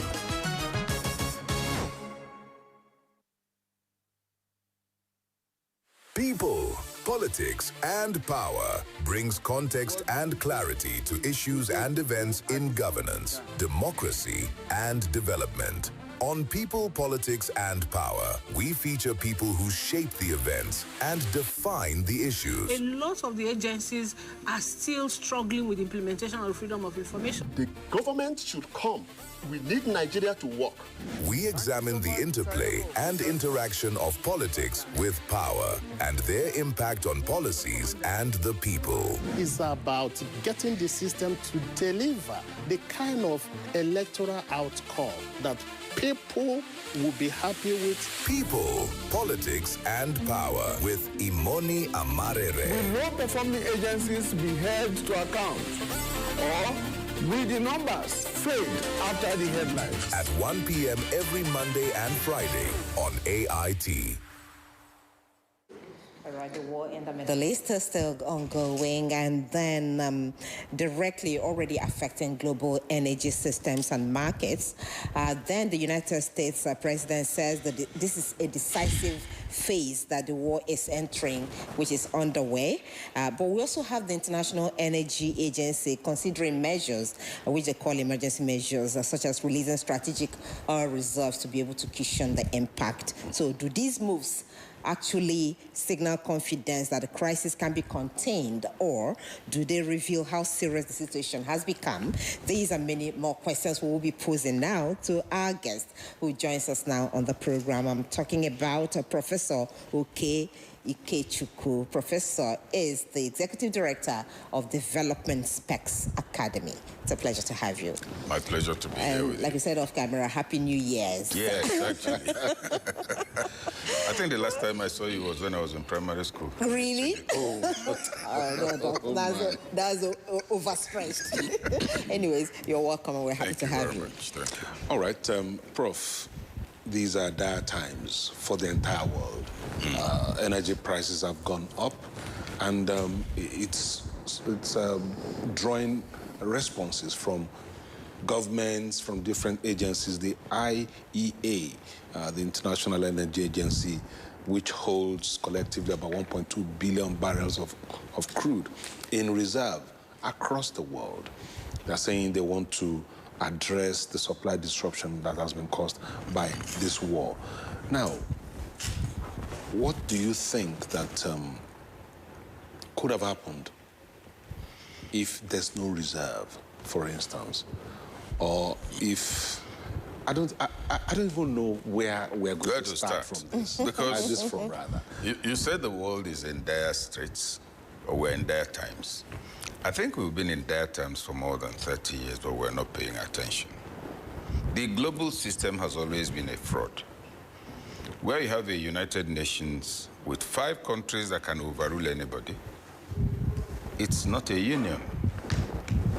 And so all the structures that have come into place, the pretense that there's an international order is what's collapsing. And that's what Donald Trump is helping us to do. Okay, the Energy Agency is talking about a reserve, isn't it? Mm-hmm. What if somebody goes to bomb it? You know that can happen. That's the sort of thing Iran can do. The unpredictable element in international affairs still means that the extent of the danger we are facing is not even clear at all. The Ukraine-Russia war began. It was expected to end in 1 or 2 weeks. This is 4 years, right? It's still going on. The assumption on the basis of which Trump sent out those bombs was that this would be over. Iran will soon learn to be of good behavior. We're entering the 3rd week. Anybody who sits down and tells you that he knows when this thing is going to end or its extent is a liar. And the country I see to be in the greatest danger is the US. You're dealing with a nation that has been exporting terrorism. And therefore, and has cells everywhere, they can start bombing institutions. But going to the substantive issue you raised, the energy crisis will remain unpredictable for a long time because the IEA or whoever is maintaining, okay, we've got assurances on the Gulf. What is it now? The Strait, Hormuz? The Strait of Hormuz. Yeah, the Strait there, that, ships can pass, but they can be disrupted. My initial take is that we have a situation with too many unpredictable elements and that it can get worse as we go ahead. That's quite scary because already we have impact on global energy happening. Even Nigeria is already feeling the spike. And then you have so many economic perspectives to this. So let's look at how vulnerable the global energy system is to this conflict and whether it could trigger a wider economic shock. It's very likely to do that. Beginning from Nigeria, we're feeling the impact. In the fuel price, I think fuel I bought 1,000 something yesterday. But the issue in our own case is why must it be so? Why is it that we still don't have our refineries functioning? And I'm saying to myself, I hope Dangote doesn't attract undue flack where people mistakenly think his response that he's increasing the price of fuel, but he's responding to the international market. But then somebody would then raise the question, since you have fuel here, how does international market come into it? The landing costs and all of that are not part of it. So that is brewing on its own. Now, looking outside, we're not just talking about fuel for your vehicle. It's going to affect life in the UK. Winter, you know that energy bills quadruple during winter. A lot of old people are going to die all over the world if the energy issue goes further. So when we think of energy here, it's limited for us petrol to drive your car. That's really the predominant thing in public consciousness because we're in Africa, we're in the tropics. It's going to affect every other aspect of life. And that means aviation will also be affected, fueling. That means that livelihoods will be affected. That means that costs for piping gas in homes will be affected. That means that the social life of many nations, particularly in the Middle East, will be affected. We are not seeing it for now, but it's bound to develop into that. Because we were tending towards international complacency before this thing erupted. We believe we had an international order. How can you have an international order where America does what it likes? Where there's an Islamic republic that has a reputation for exporting certain things to other countries is intact. Where you have Russia hitting on Ukraine consistently and not being able to be restrained, etc. And the arms race is still on. So it's likely, let's hope it doesn't snowball into greater wars. Because when you have a world in which national conflicts are modified guerrilla conflicts, there's trouble. Why are we dealing with Boko Haram? Today, I think 2 days ago, they announced the neutralization of 27 bandits, and we're celebrating. My question is, why should they be there? You tell us those who drove out from Kayama. It's all over the country. Our boys in uniform are overstretched. That is not their job. That's what we overlook. They are kept busy with what should not exist if you had proper state governance. Well, from local government chairman, I don't think that even they go into our heads, we can say who our local government chairman is. Or that up to 30% of the people in our local government, and I'm talking about 3 of us, can identify the man and talk about what they know to be local government activity. But here's a local government that gets probably between 100 and 200 million every month. Nothing happens. We get more than that now. I'm being nice about it. Nothing happens. I say nothing happens. You're going to the farm, you're going to the market, you're going to the palm wine destination, you're planting your cocoa. Now you have a ward chairman and a council chairman. The only thing you know about them is that you notice their lives are improving. Yes. Okay. Before we deviate from the major issue we want to talk about today, I'm sure there is an ongoing conversation, Certainly. a developing story, so we'll keep talking about it. But let's also take you back to what you said earlier about the UN, being almost like a lame dog, really. What do you think is deterring the UN from taking decisive steps on some of the countries that have become too powerful to be dealing with the sovereignty of others, like the US is doing now, irrespective of whether or not it has a genuine excuse for doing what it's doing? I think the major reason is that the UN was founded on a dishonest foundation. It's a fraudulent organization. It was from the beginning, and I'll tell you why. There are 13 of us here, and we say we need to form a body to ensure peace. And then the 3 of us, because we are stronger than the others, we agreed to be members, but we also put it on paper that any decision we don't like, we will not abide by it. Is it binding? Is it a decision that is binding? Absolutely. on the UN? The 5 nations have veto power.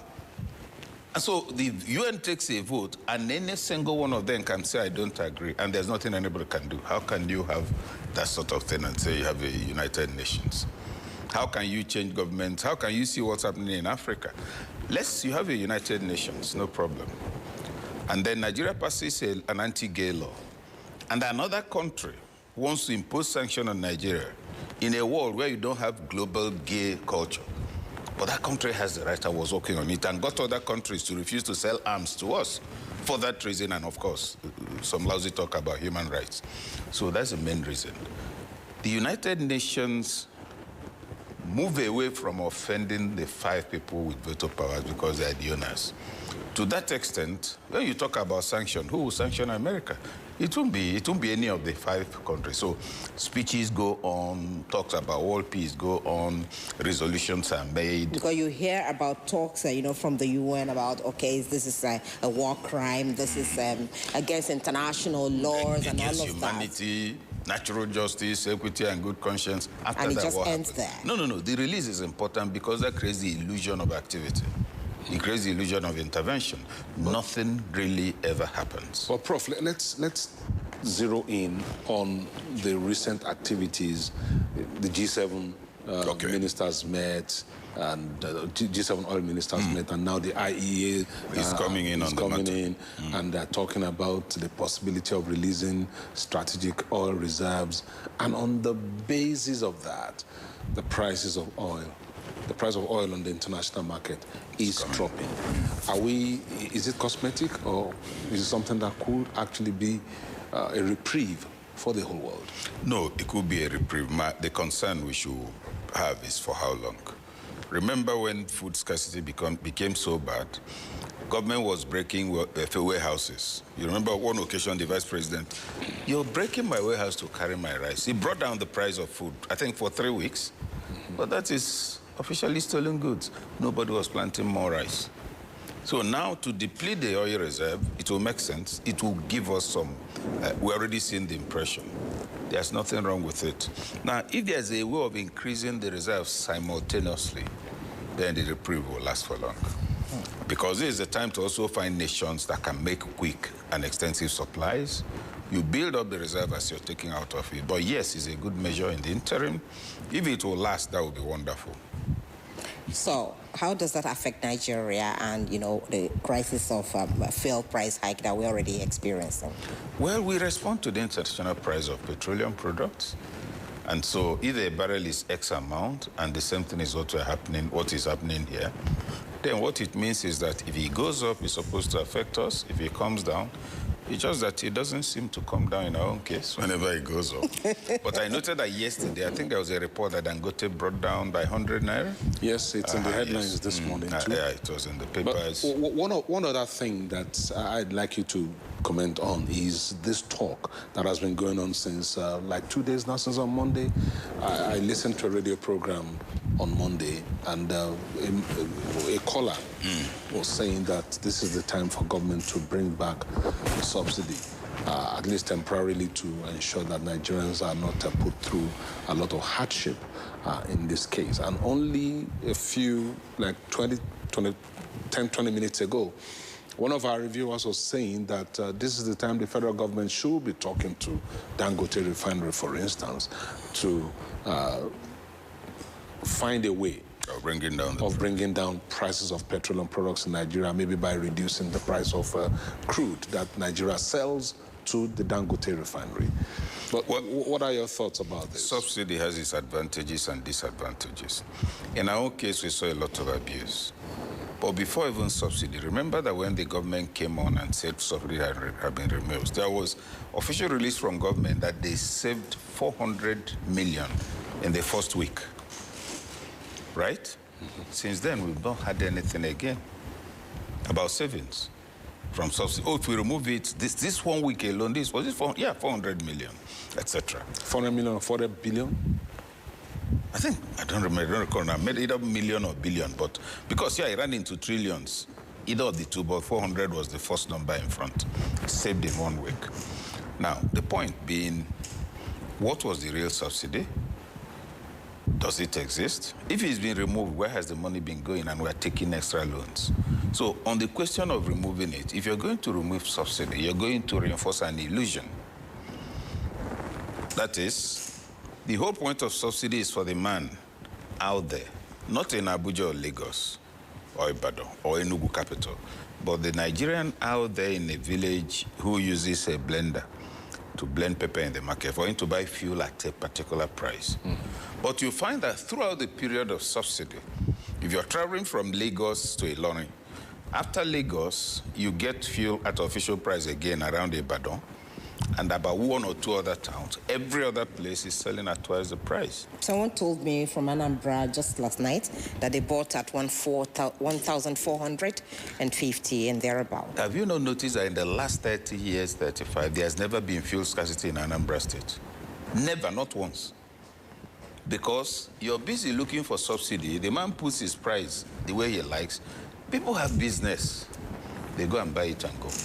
There was always fuel. There is still always fuel because it's never sold. But there are so many of them in local communities who are not able to afford that. That's my point. So when you now speak of subsidy, assuming in the oil sector, I'll simply get richer.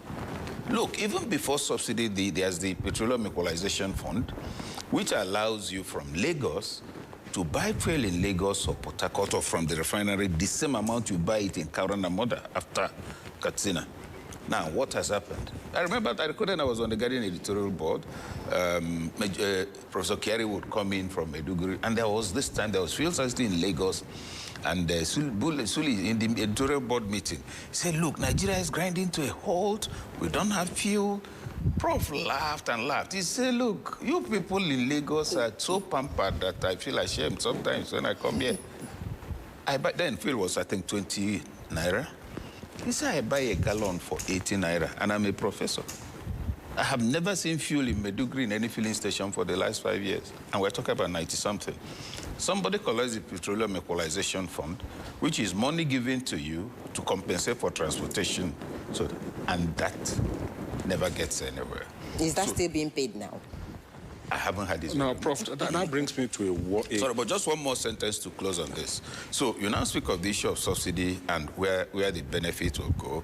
You find that the crisis you're left with, when Tinubu subsidized transportation, Ibadan route by train, what happened? The trains were running empty because those to administer it were keeping the tickets and selling it at twice the price. The Christmas bonus he gave also in response to fuel subsidy for transporters, particularly Christmas, you know, the Southeast and their Christmas journey. The price was doubled. So they took the subsidy and were still charging the old price. The poor man there is not benefiting. You're going to create another elite racket. But anyway. Prof, that was exactly what I wanted to draw your attention to, because I wasn't foreclosing on that topic. Okay. I actually wanted to ask you, why does it look more difficult to deal with the corruption in the system than it is to remove fuel subsidy? Because I have tried to wrap my head around it, that, look, I must remove subsidy so that people can benefit from it. People can stop, you know, spending so much on energy. People can stop smuggling petroleum products across the border. 1, smuggling is a crime. 2, people who collect subsidy and do nothing. Nothing. That just put they it don't in do their what pocket. they're supposed to do, and they just put the money in their pocket. These people are documented. They are known. So why does it seem more difficult to deal with this problem than for us to just take the easy route out and say, okay, let's take away subsidy? No, and the poor man, the common man on the street, bears a lot more burden. The reason is that most of those who try to intervene or who talk about intervention adopt a moralistic approach instead of looking at the political economy of the environment. Who will stop me from smuggling? My friend who gets a cut from my smuggling, right? You know it won't happen. So when the elite itself is superintending what is damaging the society. I mean, if you're holding a meeting of thieves, you're not going to allow a priest to come there and cause confusion. Now, what I'm leading up to is simple. Look at the entire fuel subsidy and fuel corruption chain. Those involved, most of the time, if you look more closely, are the decision makers. They are the policy makers. They are the enforcers of law and order. And therefore, as they say, if drunkards are presiding over the proceedings in this studio, there must always be cartons of beer around the place. So this is endemic. It's endemic. It's soaked through the system. Those who stop it are some of the beneficiaries. Look at oil bunkering. That's a scandal that's looking out in the face. Stompool, I think, is it 4 billion a year or a month for protecting it? I think it's paid 4 billion naira either monthly or annually, I'm not sure now, for protecting our pipelines. And under Buhari, we were getting at some point less than 50% of what we're supposed to get from those pipelines, and the payments are still going on. And as we speak, bunkering is still going on. 4 years ago, a tanker, a massive ocean liner that had been doing bunkering for 12 years was captured. That's what we got in the news. Oh, we've seized it, we're going to burn it. Who had been doing the bunkering for 12 years? Like you said, the records are known, those involved are known, they are stakeholders. They are the senior boys, they are the Old Students Association of Nigeria who own the country, and who therefore don't drive the policies you're talking about because they factor their interests as the primary objective of the Nigerian state. And so the state exists, they milk the state, and whenever there's a crisis, it's transferred to the people. Because assuming you say, okay, oh, there's crisis, let money come from somewhere so the man there doesn't have to pay more from transport. They say, no, no, no. They transfer the cost. And that's why we're where we are today. Okay, you know, when you listen to both leaders, both from Israel, the U.S. president, and leaders in Iran talk about this war, it will look as if there's no sign of an end soon. Because you also hear the United States saying we are even going a warning of a decisive phase in the conflict, really. And I'm wondering how worried you are about a wider escalation of this conflict, and if the promise made by IEA can actually cushion the already impact on the global markets. You see, when you're dealing with a madman, there are no rules of engagement. He can do anything. It's you that's dressed that will be worried your shirt could be dirtied. Remember, you're dealing with a country that has been living hard, quote and unquote. Is interested in dismantling the international system because it's not a Muslim system. Is interested in supporting any effort we will make to disrupt the activities of nations. Is also known to have relations with some of the most widely known international terror organizations. Now, I fear that the de-escalation is not likely to come soon. I fear that the new head of Iran was sworn in. What was one of his first actions? Israel has been bombed, right? After he took over. What does that tell you? These are people we must eliminate. So that is hardline. Donald Trump will maintain hardline. Remember 9/11 happened? Do you know what any of them may be planning at the moment? Did it not happen inside America? Did the people who carry it out, those young boys, some of whom died in the distance, were they not trained in American schools? And they were activated at a point and they planned it well. Donald Trump is playing with an instrument he does not understand how all the buttons work. But I also believe that what's going on now is a historical necessity. Is there a justification for this war? It's open to argument. It's open to argument because remember, Donald Trump is coming from his own moral and ideological standpoint. let's eliminate what is bad. We're for democracy. The people don't want this man. So you go into another country and bomb, kill, right? If Iran has the means, exactly what Donald Trump did is what it will want to do, because this country is a nation of infidels. See the kind of life they are living, see the morals they are tolerating. They would want to do the same thing. So when you say whether it's justified, not only am I saying it's a matter of perspective, I'm also primarily saying that the time has come for all the fraud we are living with to be dismantled, and they're being progressively dismantled, whether internally or internationally. I mean, you say you have an, sorry, I digress, but probably for 45 seconds. You have an international system. We tremble when we get, oh, Fitch rating says this. World Bank has said inflation rate is this.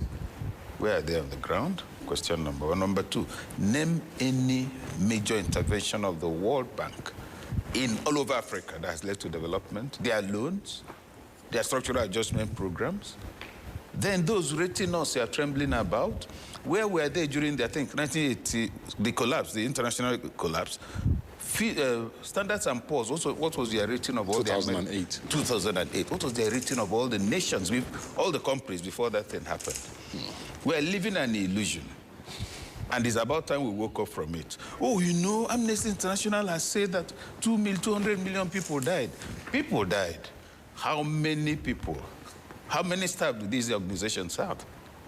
Where are they on ground, etc.? So moving that to the issue we're raising, we're on. There are several issues on the table, but the major thing is that we can't predict how this will go. And it will affect all of us. That's the scary part of the whole thing. All right. Yeah, I think we're going to have to leave it at this point. Prof, thank you so much for your time. I wish we had more time to talk about this because there are so many issues hanging on to this.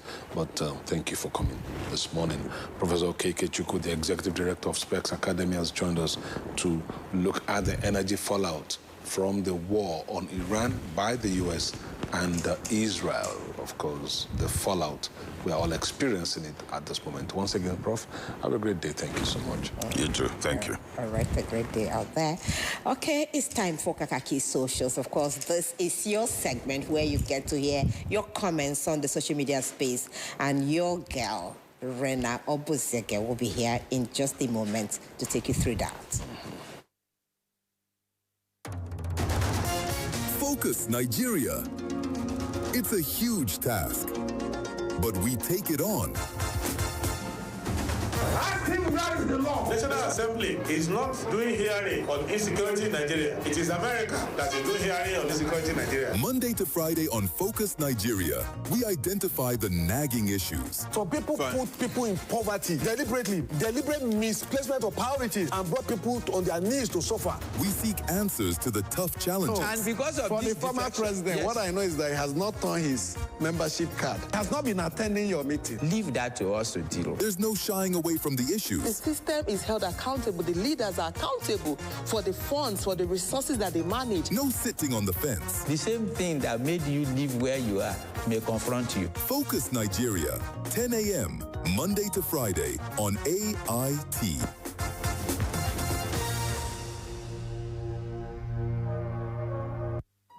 The stories now break online.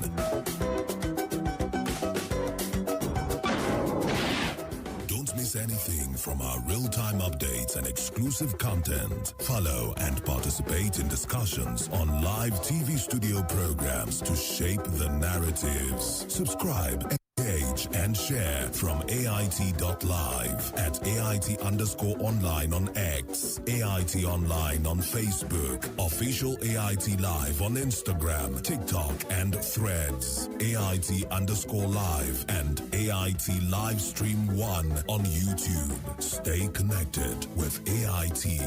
On air, online, on live.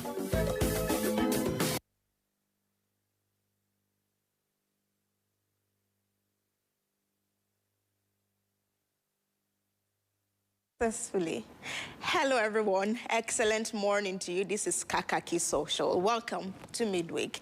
Now, after years of dramatic twists and love stories flying up on the space of social media, well, call it a mysterious disappearance and dwelling lawsuits, Michael Ilesomi is finally and officially a free man. He's excited about it. Now, let me tell you about him. He's 36-year-old, and Angela Dim, the woman he got married to, is 60 years old. They finalized their divorce in Jeff Davis County Superior Court in Georgia on Tuesday, just before Michael took to the space of social media. He didn't wait long to celebrate. He posted a video to Instagram, and he was giving an account of how it all went down. So, Michael and Angela met in 2017 when he messaged her via social media platforms.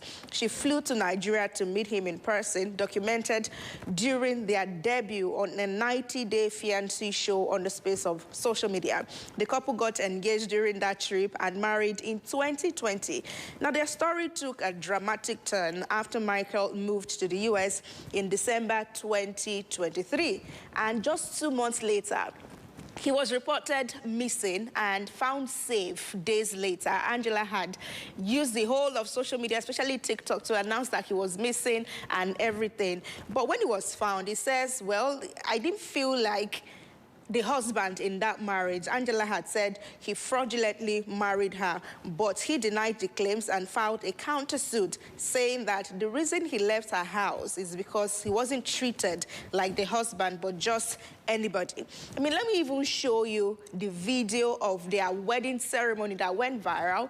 Before then, their show. And now the Thanksgiving video, if we have to put it that way, of Michael after the successful official divorce yesterday.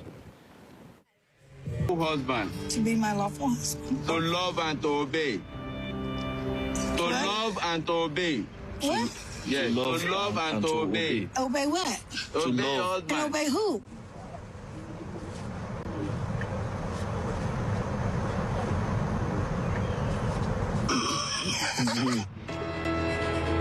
To love and obey. Yo, fam. Finally, I'm divorced. Here's the paperwork. Yeah, that's the court out there. I'm right here in Hateful, Georgia. And I want to say a big thank you to each and everyone for the love and support. Now, I haven't been an easy journey. I want to say a big thank you to everybody. God bless you all. I'm officially divorced. Thank you, Father Lord. Thank you, thank you, thank you. Single life, here I come. Thank you.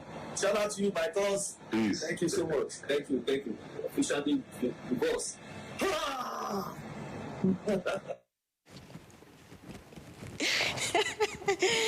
He says it's thank you, Father Lord. I mean, who celebrates? Who throws a party for divorce? This user on Instagram under his post, Cutie Fubi, says, never seen a divorced person this happy. Congratulations, bro. And you see that 12,300 people have liked that post. Like, what's going on? And Miami says, while Angela, that's the wife, was not a saint, you knew what your intentions were from the beginning. Get the green card and move on, of course. Audrey Chioma says, he seems happy to divorce, which means you never loved the woman. You married her for a selfish reason. See the way he's shouting, thank you, Lord, as if he's coming out of a demonic bondage. Well, that may have been the case for him. Another thought also from Mr. Andrew says, right from the wedding day, I knew that marriage would not last. That white lady has a very strange mindset and thought about marriage and its mechanism. If no be say na greed, wetin go even carry young man go they find a grandma age mate.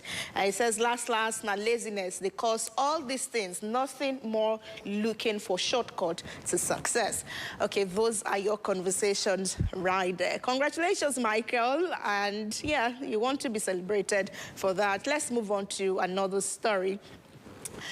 Another story has it that students of the Nnamdi Azikiwe University Teaching Hospital, NAUC, we've moved to another story. The School of Nursing in Nnewi are protesting a sharp increase in their tuition fees.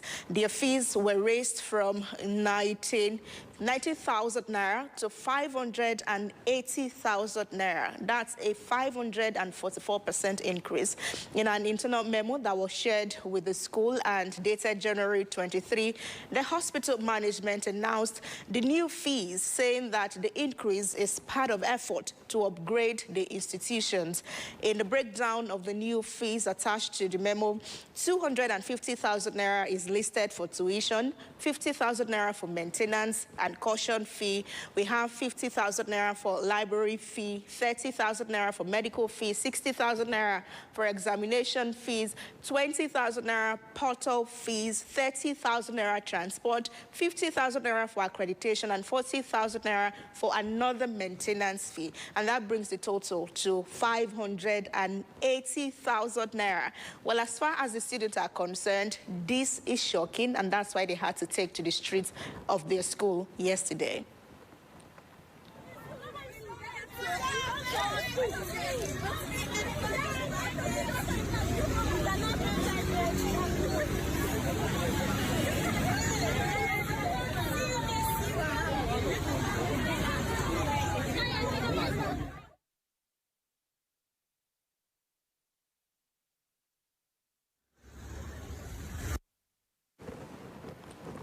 All right, let's take some reactions at this point. Funnel Mobile says, this is heartbreaking and deeply frustrating.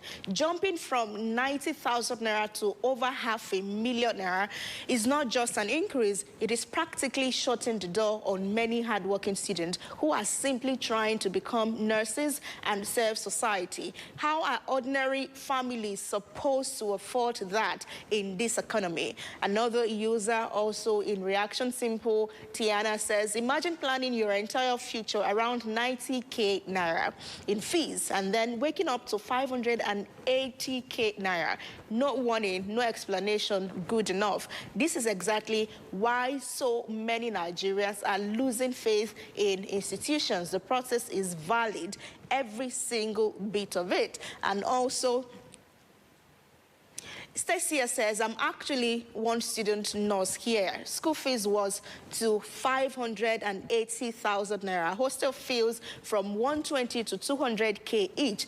Mind you that about 6 to 5 people in one room, feeding fee 30,000 naira monthly, and you will receive a piece of yam. How I will read pass exam. So that is his concern right there. And then for Noso Emmanuel says, and who will employ them and give them 580,000 naira after graduation?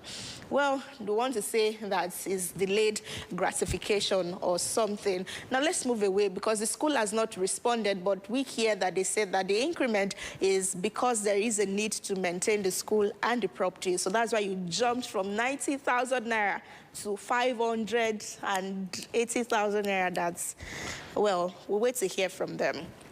All right, we have another reactions from Daniel Boala. He says that the media house, that's Al Jazeera, that had him head-to-head with Mehdi Hassan, is asking them to publish the whole interview so that you can properly frame your opinion after saying that. So he's arguing that they posted 49 minutes on their YouTube channel when indeed the interview lasted for 1 hour, 19 minutes. So the part that they took off, apparently, is the part that he made sense that he would have loved you to see, but the news outfit actually made sure that that part is not there. And he's saying that what really happened, he spoke to Mehdi Hassan and he asked him, he was speaking from the point of opposition, and some of the things that he lied about, if we have to call it that way, he deliberately did, and that's because the interviewer, Mehdi Hassan, did not quote him quite correctly. Let's see.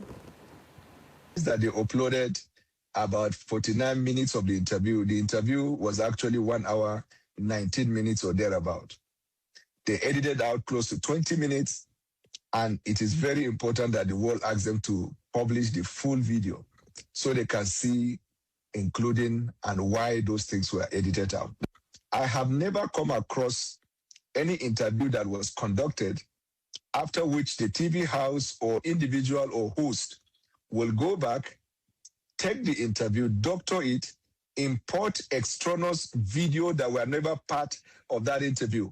In the spirit of fairness and for people to form their opinion proper, they need to publish the full interview. That 49 minutes was not the full interview.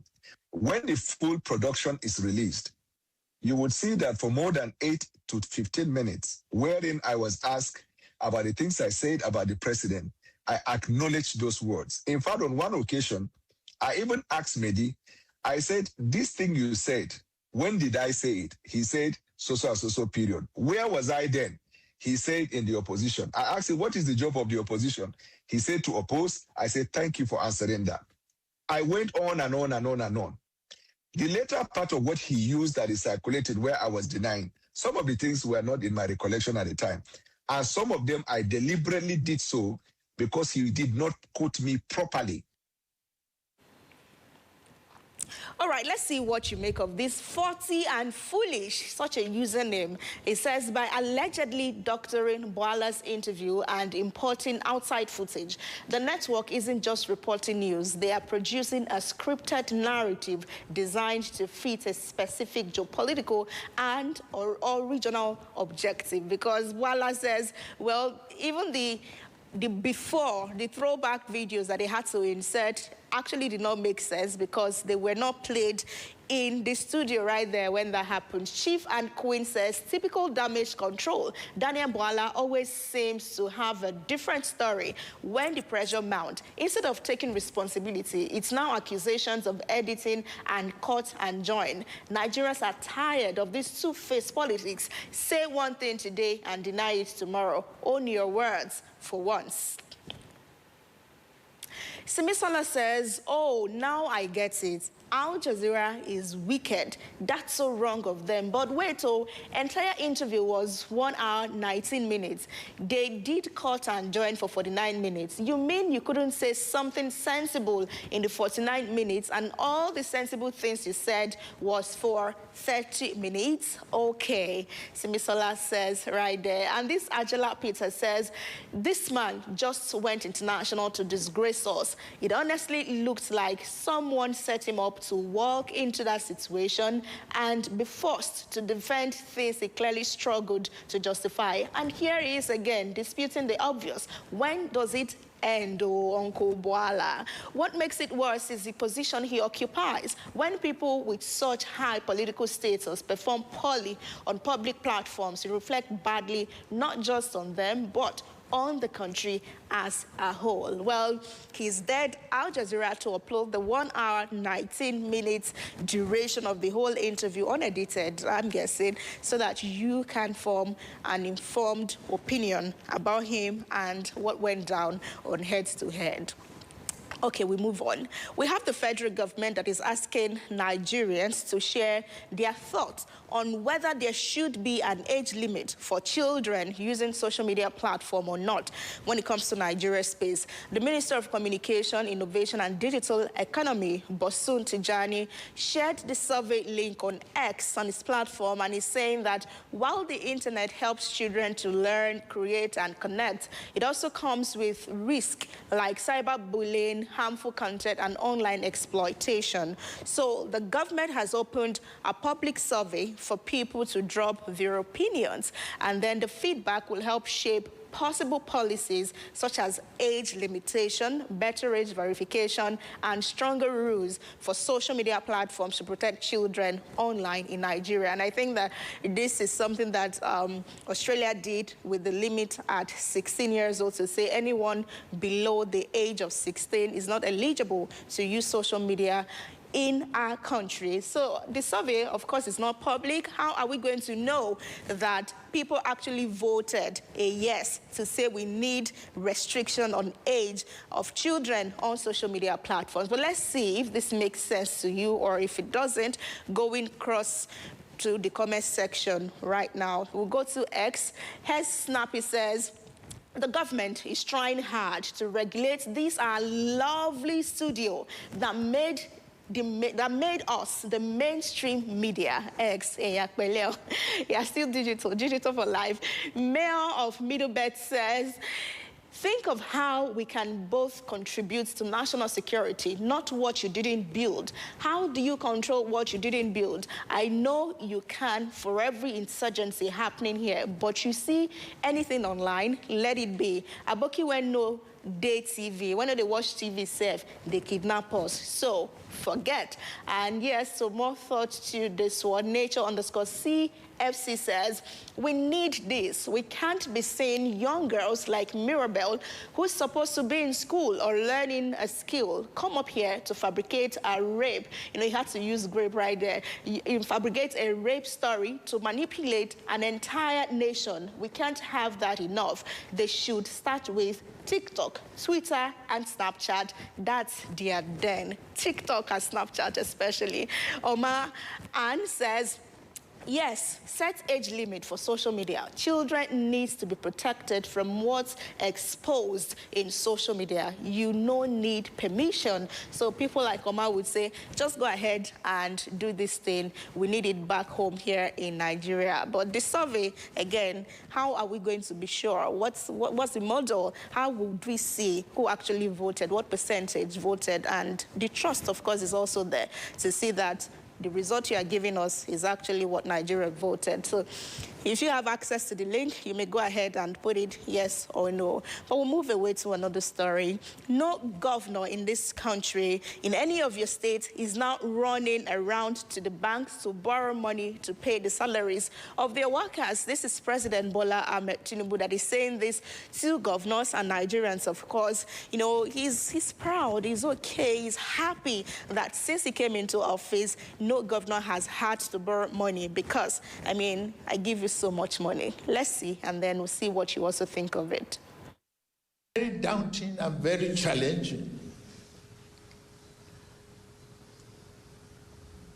When we took over. But today, I can say with pride and joy that we are surviving. No governor in this country, in any of your states, is now running around the bank to borrow money to pay salary of their workers. None. Emphasis on none. All right, let's see. Ochman says, many years ago, before the removal of subsidy, a Nigerian governor did fantastically well and even saved a lot of money for his state. He didn't borrow. Today, after subsidy has been removed, the so-called president is bragging about making the governors wealthier and the citizens wretched. Well, he promised that he was going to widen the tax bar and reduce your purchasing power. Dan_Baba says, if governors don't borrow, the federal government itself still borrows despite the heavy taxes and removal of subsidies. And this is such an irony. How do you empower me not to borrow, but then you go back to borrow? Call him good father, maybe. Mr. Andrew says, this one an achievement, and why would a governor run into the bank to borrow money to pay workers in a country that is so blessed with many natural resources? This statement, and yet Nigeria workers are the most underpaid in the world. Mr. Andrew says right there. Some more thoughts and more stories. Matthew Okoliko says, I hear you. Talk about what your government is doing in terms of security and cost of living. If the governors are doing well, that's good. How about the responsibilities of the federal government? Till Friday last week, workers in the Ministry of Health have not been paid since January. Ministry of Health was given just 36 million naira for their capital expenditure for last year. So says the minister.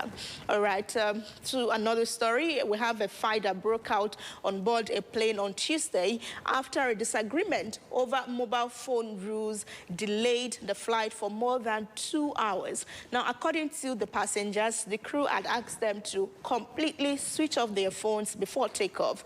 But for them, the passengers, they insisted that they should be allowed to leave their phones on airplane mode, saying that that is what is usually the case on many international flights. We had the disagreement cause a long delay as the passengers said that they were ready for further delay rather than switch off their phones. So for 2 hours, they should have, even landed where they were going to, but they refused to switch off their phones. They preferred airplane mode, while the aircraft says you must turn off your phone. So, see the white guy is okay, but the black lady there, now you don't know her job. You don't know her job. Why, yeah. I don't know the difference of flight mode and open the phone. In international flights, they'll tell you, put your phone on the flight mode. Yeah. But here in Nigeria, they will tell you, off your phone. With force. With the force, not please. Oh, it's all right. Yeah, it's all right, guys. It's all right. There's a honest I don't know what's happening. They kept us here for 2 hours delay, for 2 hours to delay the flight. Now, they want to delay us more. Simple. Flight mode. Flight mode. Not us. All right, let's see what you make of this. Greece says in an international flight as a Nigerian, you won't dare disobey because you know the consequences will be severe. But in your local airline, you know you can post online and get a lot of sentiment. Can you compare a foreign and a Nigerian in terms of listening? Another user in terms of everything politics says, what does it really take to switch off your phone or put it on flight mode for less than 2 hours? These instructions exist for safety and not to inconvenience anyone. Sometimes the real problem is that many Nigerians just hate following simple rules, even when those rules are meant to protect everyone on board. And final thoughts on this will come from Harry King, who says they are basically trying to tell you that Nigerians are fabricating this turn off your phone thing too much. Why is it not enforced in an international flight? Nigerians love to exercise power over rubbish at any given time. So those are your thoughts and the conversations on the space of social media this morning. Thank you so much for being a part of it. We'll see you again tomorrow. I am Rena OBO, and we are AIT_online everywhere on social media. I'll see you again tomorrow. Rana na Afirka don baiwa iyali na ingantaccen karin kumallo da suke bukata domin tunkara wannan rana mai cike da ayyuka. Mami, yau zan yi samun babban kofin Milo. Ni mama. Wannan ya wuce karin kumallo, lokaci ne na musamman na iyalinmu. To fa, anya akwai sauran Milo da baba zai samu. Muna murna da zagayowar watan Ramadan tare da sinadarin da ke cikin Milo.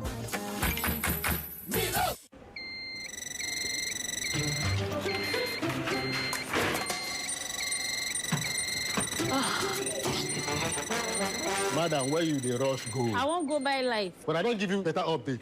Say if you pay with smart cash, they don't go knock you any charges. No be church. I beg. Which kind of smart cash? If they no charge you, make them carry me go where I live. No matter the transaction, smart cash no go charge you sheshe. Whether na airtime or na data you buy, or you want pay for your light or na cable bill, na zero charges for smart cash. This one no be cho. Work is day. Fear.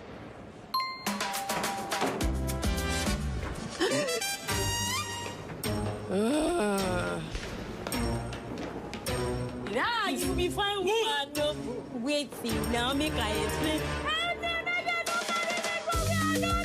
They go. Make yourself download Smart Cash app. Sharp. My baba, they always say, for market, every day get your own wahala. Sometimes people go on scam you. But Baba say, no be by gra. You must cool down, dey sharp. Because with OPay payment, your money go enter sharp, no story.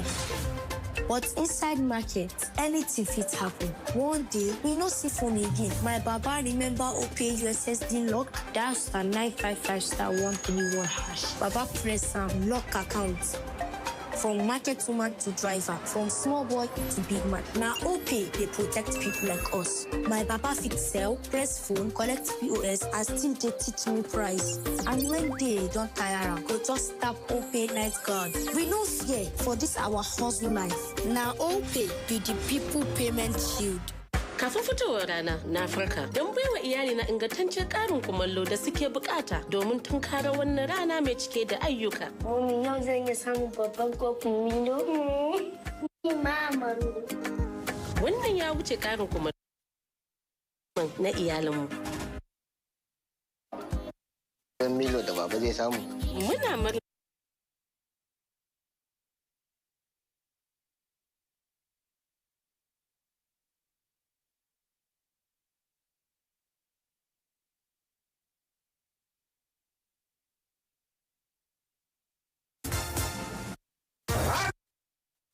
Assembly is not doing here.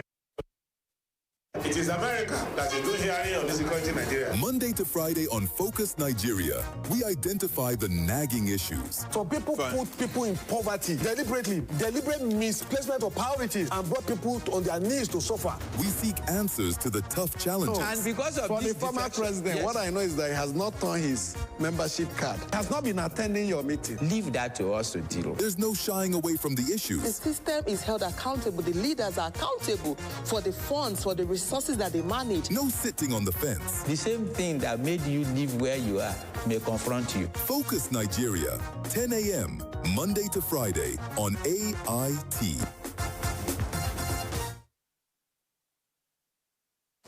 All right, glad to know you're still here with us on Kakaaki, the African Voice. We're going into our second conversation.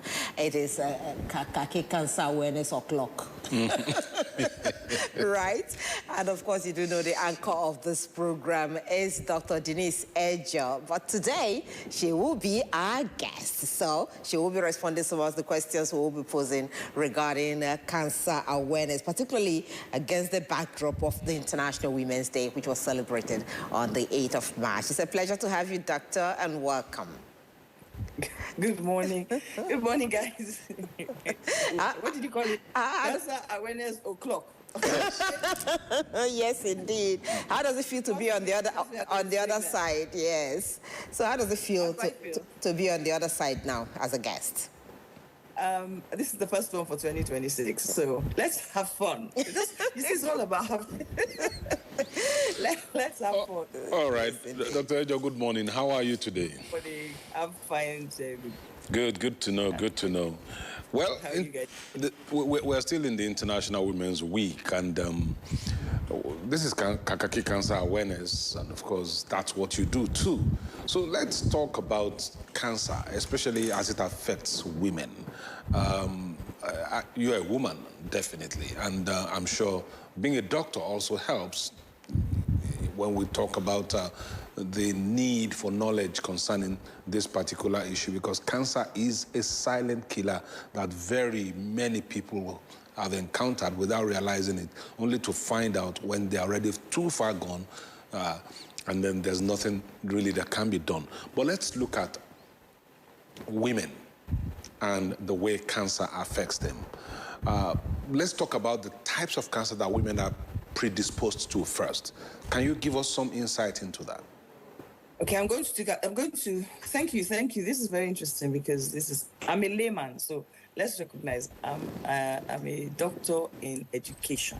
Oh, okay. I have a PhD in education. Okay. I am not a medical doctor, so I like to put that out very quickly. Everything I know about cancer, I learned having the disease. So I have become a guru on this journey as a patient. Okay. So I've cleared that one. There are two main cancers I am aware of that stand out when you talk about cancer on women, and that is cervical and breast. They are predominantly women diseases specifically, but it does not say men don't have breast cancer. That would be a wrong statement to make. With that in mind, what are our issues? What is it all about? There's so many misinformations, myths the wrong information that goes out continuously about cancer and women and our lived experiences and what we have. Women are homemakers. Women stand by and try and try. But many people forget that you have to look after yourself first. If you don't look after yourself as a woman, you're going to miss a lot of signs. Why do I say that? Because cancer is not irrespective of anybody, and it doesn't have any specific trajectories. That's how they use the word. What I have is very different from what someone else will have. Some people have, on breast cancer, for instance, it's a lump. Specifically, it's a lump. But it doesn't mean every breast cancer patient will get a lump. I don't have a lump. Meanwhile, I have what medical doctors call de novo. I didn't know that. I just found that out this week. But you just keep finding out a lot of things. Then when you talk about cervical cancer is a woman thing. And the medical doctor should answer that, but I can only explain it from a layman. On cervical cancer, it is normally through sex, and it is men. Papillomavirus goes into a woman through a man. So I'm trying to be as basic as possible because medical people should actually answer medical terms. But women actually live through a disease that they have still got families to run after. So the minute they get a diagnosis, or they even have an inkling of a diagnosis, there is an instant denial, especially if you have a family, because the first thing you start thinking about, and I'm not an exception, is my family, my children, who's going to look after them, what I'm going to do, how am I going to pay the bills, how am I going to do this, that is the first reaction of a woman and her family and her life. So having a cancer diagnosis automatically destabilizes homes, individuals, families, especially as women tend to take a lot of load on, not knowing they're not supposed to, and forgetting they need to take care of themselves. They will feel they have a lump, they will feel the lump, they will pray, go and do prayer and get carried away with prayer and forget themselves. They will go and then keep it aside, hoping it will go away. It doesn't go away. Just deal with it. The earlier we address basic signs, the faster we are at getting almost 100% cure. Because from what I gather, if you have breast cancer and the lump is taken out at an early stage, you can live a normal life. And I know quite a lot of people. All they do is have their checks every year, and they're over 20 years. Because it didn't go anywhere. It didn't go far. It didn't get to stage 3. So they're good. But when we start letting it get to people like us that had headache, and we kept saying it's headache, instead of addressing the issue, then you get to last bus stop. And that is expensive. That is a chance game. And that's the game we shouldn't be playing. That is the game we shouldn't be playing. Okay, so let's share a bit from your experience and how you were able to cope with this. What factors, actually allowed yours to get to the point where it became expensive, and how were you able to cope with all of that? And I'm also asking because I want to know the role families, communities, and even men actually need to play in supporting this cancer awareness from your experience. Okay, so the first question was, and I'm going to start again. Please, can you repeat that first part first? Let me do the first one. Let me do one at a time. Brain I wanted to know how you were able to cope, with the situation because he had gotten beyond what you needed to do at an early stage. Was it that awareness was not there at the time, or you weren't, predisposed to the information so people can learn from your experience? Okay, so from my experience, first and foremost, I knew about cancer, and a lot of us knew about cancer, but cancer was supposed to be other people's diseases. Let's be honest. I've been on this now for 10 years this year. So cancer was for other people. I'm not an exception to that. I actually did not see cancer in my radar, even though I had just lost a mother to cancer. So for someone who's quite educated and still ignoring that knowledge, just shows you how much we live in denial. So I actually didn't want to recognize cancer. And I never linked breast cancer. I never linked cancer to everyday diseases, which are things I have learned today and which are things we're trying to make people understand. Any persistent illness can be cancer. Get it checked early. When I mean persistent, what am I talking about? Ordinary lump in your breast that is there and is growing, it's not going down. Because, women with when we do periods, your breast can get harder, so those are specific to periods. But when you have a lump, there can be an issue. Go and get it done. Most of the time when they cut it, some of the times those lumps are not cancerous lumps. So you just get it out, they test it, and you get on with your life. When you talk about all the other cancers, not just women cancers, but even women cancers, when you talk about other things that we have to go through, we go through them. Okay, let me give you an instance. When I was first diagnosed, I didn't get it. I was going from doctor to doctor telling them I had a headache. But nobody could point a headache to cancer now. Last 10 years ago, now people are more aware of cancer. People are now taking cancer a lot more seriously. People are now listening to it. And the only thing I think that is still lacking is the campaign. Like when they did HIV, there was a lot of awareness. Government funded those campaigns. Why are we not yet funding those campaigns as of today in Nigeria? Because once you know the basic signs and you get into a doctor early, you are more likely to deal with it and move on with your life. I think I have tried on the first one. Okay, so the second leg of the question is, the role community and family need to play in supporting women who are down with cancer, or even creating awareness for it not to even, for early detection as well. Women are powerful. Oh my God, I hear us. We're powerful. And I'm going to put it in that sense. Women are community builders. They are home builders. And they are a very strong force in making a change. Women have the power to turn a challenge into an experience. And communities today live on, if you go and check the cancer community, most of the cancer NGOs are run by women, are headed by women. Not just in Nigeria, across the world. Women still lead that campaign on the awareness. Why? Because they are the ones that face the trauma of the disease. From my experience, when I got the disease, I knew very early that I had a terminal disease. I knew I had a disease that would never be cured.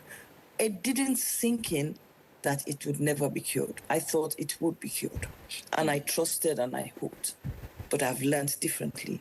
And the more we stop hoping and start addressing, the more we make a difference. For families, I want to use this platform to appeal to families to stop hiding this disease from their children, because they also help to promote the stigma. Families go through a very, very challenging experience. Emotionally, mentally, physically, financially, in every way. Cancer patients are the most expensive begging community globally. If a cancer patient is not begging for the treatment, you're begging for money for food, you're begging for money for your child's school fee, you're begging for money for rent, you are begging for money to get to the hospital. So let's not commonize this. And women will fight to survive because of their children. And I will put it in context. Survival rate for men on prostate cancer is very low. Why? Because a man will look at the whole thing and calculate himself that if I can't do this thing, then what's the point? Meanwhile, a woman will get her breast chopped off, lose her husband, lose her marriage, lose her dignity, but she will do it because she has people that depend on her. And this is a challenge to men. We don't need you to throw stones at us. We didn't cause it. 1 in 2 people will get cancer. I didn't say 1 in 2 people will get breast cancer or women cancer. 1 in 2 people will get cancer as of 2023. If 1 in 2 means that half a population are going to get cancer, does that mean God wants to wipe out all the men or wipe out half the generation? No. It's just for us to do the right thing and be supportive. Stop throwing stones, and that is the biggest thing. Stigmatization causes us. Cervical cancer most of the time comes with a discharge. People will run away from you. That you did something wrong. Did what wrong? She didn't do anything wrong. It's not your fault. You've got a disease. Why don't we sort it? And it's better to sort than to throw stones. Communities are helping. I'm going to be fair. In our advocacy work in the last 5 years, I have seen a serious change. We're more in the community. We're listened to more. We're now being allowed to sit at the table to discuss.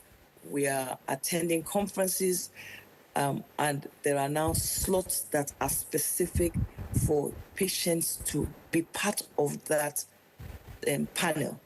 And it's very rare now that wherever you have cancer events and a patient is not on, even the organizers come back and say, how did you do that and you didn't get a patient on? How can you be talking about cancer and you don't have a cancer patient there? All right. So people are challenging that now.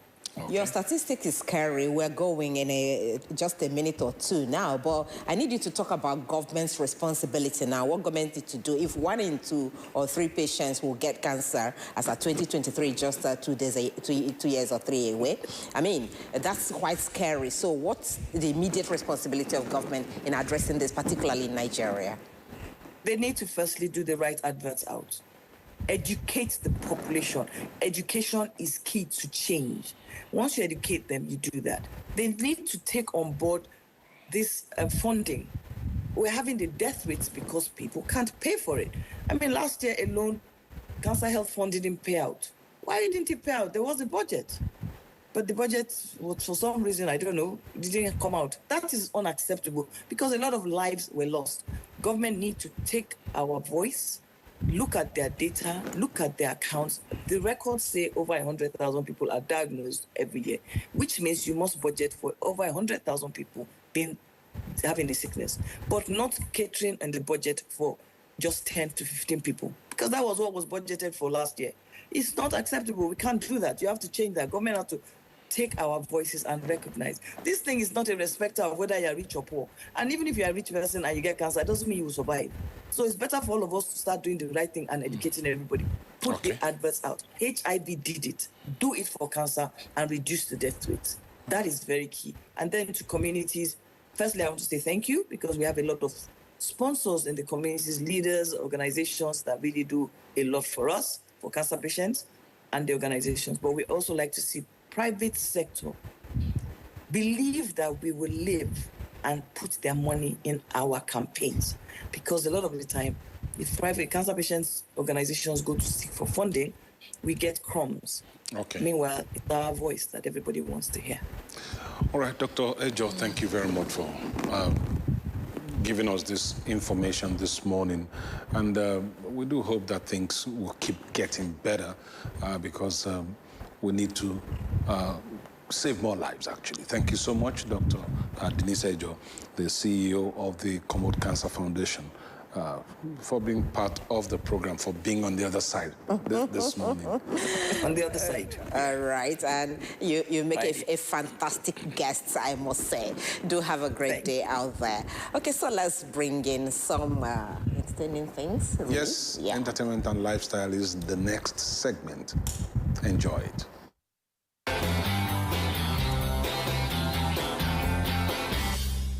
It's time for entertainment and lifestyle, and today we are spotlighting a creative powerhouse who is redefining visual storytelling in Nigeria. Now, behind every powerful frame is a vision, and Grant has built a name, turning ordinary moments into extraordinary cinematic experiences. An accomplished filmmaker, an influencer, and a visual storyteller, and his work does not just capture scenes, it captures emotion, culture, and impact. With years behind the lens, he has mastered the art of crafting narratives that move audiences and speak meaningful conversations beyond the screen. Let's dive into the story behind the storyteller. My name is Chidera. Welcome.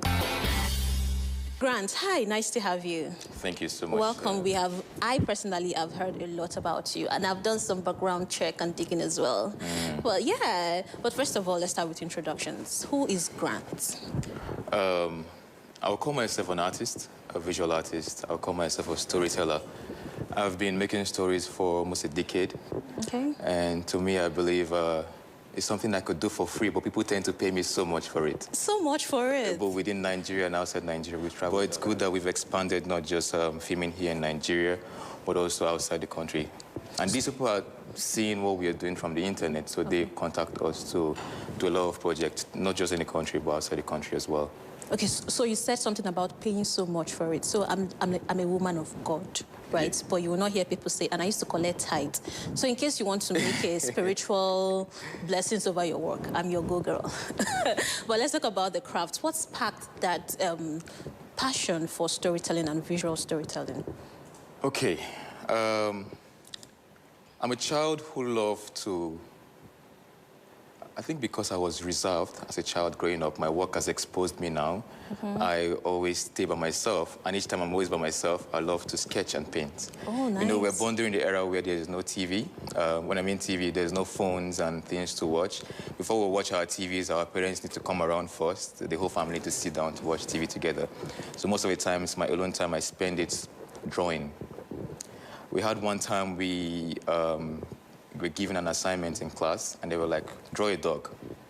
I've never seen a dog so well close up, and I had to imagine it in my head and sketch it out. My art teacher was like, did you draw this yourself? I was like, yes. I said, wow. So I think from childhood, I've always had that artistry sense to be able to bring out things to life, things I imagine to bring out to life.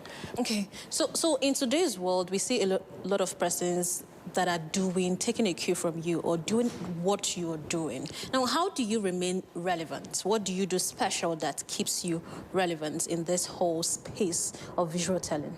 Everybody has a personality side to them.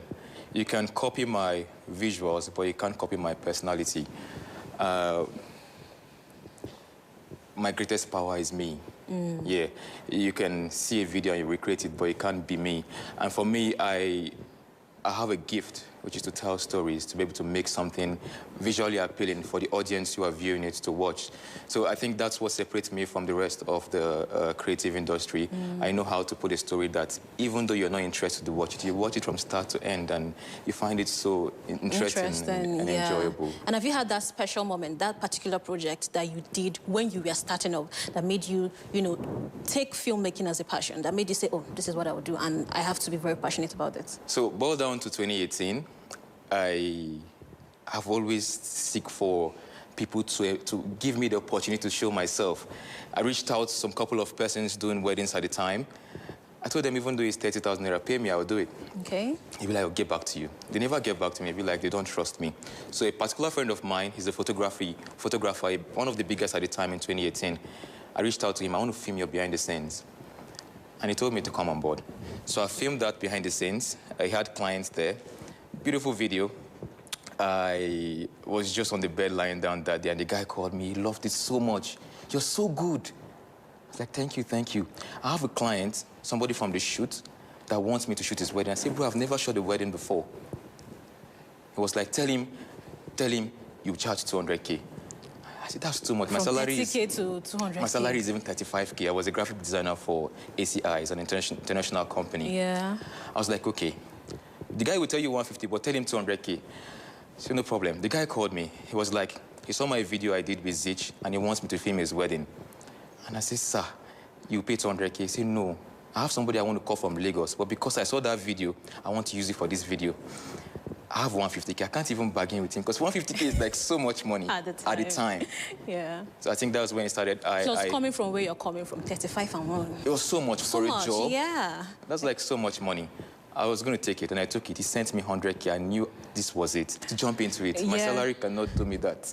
Yeah, so with what you do, have you thought of, or have you been in a movie collaboration, or like a movie production, a movie, so, and how was this? Was it the same experience you have when you're doing your own behind the scenes on your own personal thing?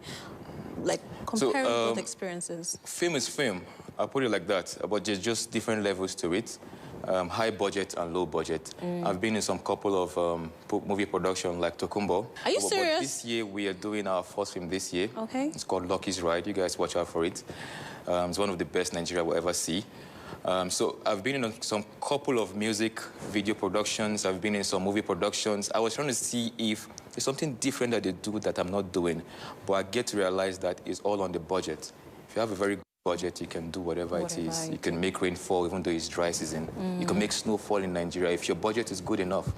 So I think we are ready. I know we are ready. So have you had a moment where you see young creatives and young creatives come up to you to ask you, what do you do different? What advice would you give to a young creative that wants to, delve into what you're doing or wants to, go in the same line of what you're doing? A young creative just called me while driving here. And it was like, check this video out for me. People need to tend to trust themselves. We don't give ourselves enough credit. We feel like you might have a very wise saying, but because I am popular and famous, you would steal my own saying because you don't believe in your own self. And yours might make so much sense. I always tell them, just know that whatever you create is something that makes sense. The world hasn't seen you. Yeah. So you should go out there and put yourself out. Do not wait for, I have to copy grants for me to be great. People like stuff that are new. Something might go viral or make so much sense if people haven't seen it before. So be free to use your free will, number one, and also to trust whatever you have in your head. Your ideas are great. Because I noticed that people buy authenticity and originality a lot. So once you're being real, instead of a staged stuff, if it's staged, they may not want to, it will be a bit biased. But once you do your real stuff. Now, have you had any challenging time or any project that was so challenging? Of course, you should have had. Now, what did it teach you? What did you learn different? How did you apply it in the other projects? We had time constraints in one of our projects. Is a project we shot a documentary for Ministry of Agriculture. The president, Nigeria was having like a collaboration with Brazil at the time in terms of agriculture. So we had 10 days to film and edit and also deliver. So it was so much money that was paid. And this was very taxing, one of our biggest.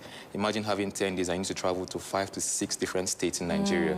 So we're on the move day and night. Some days we don't even sleep.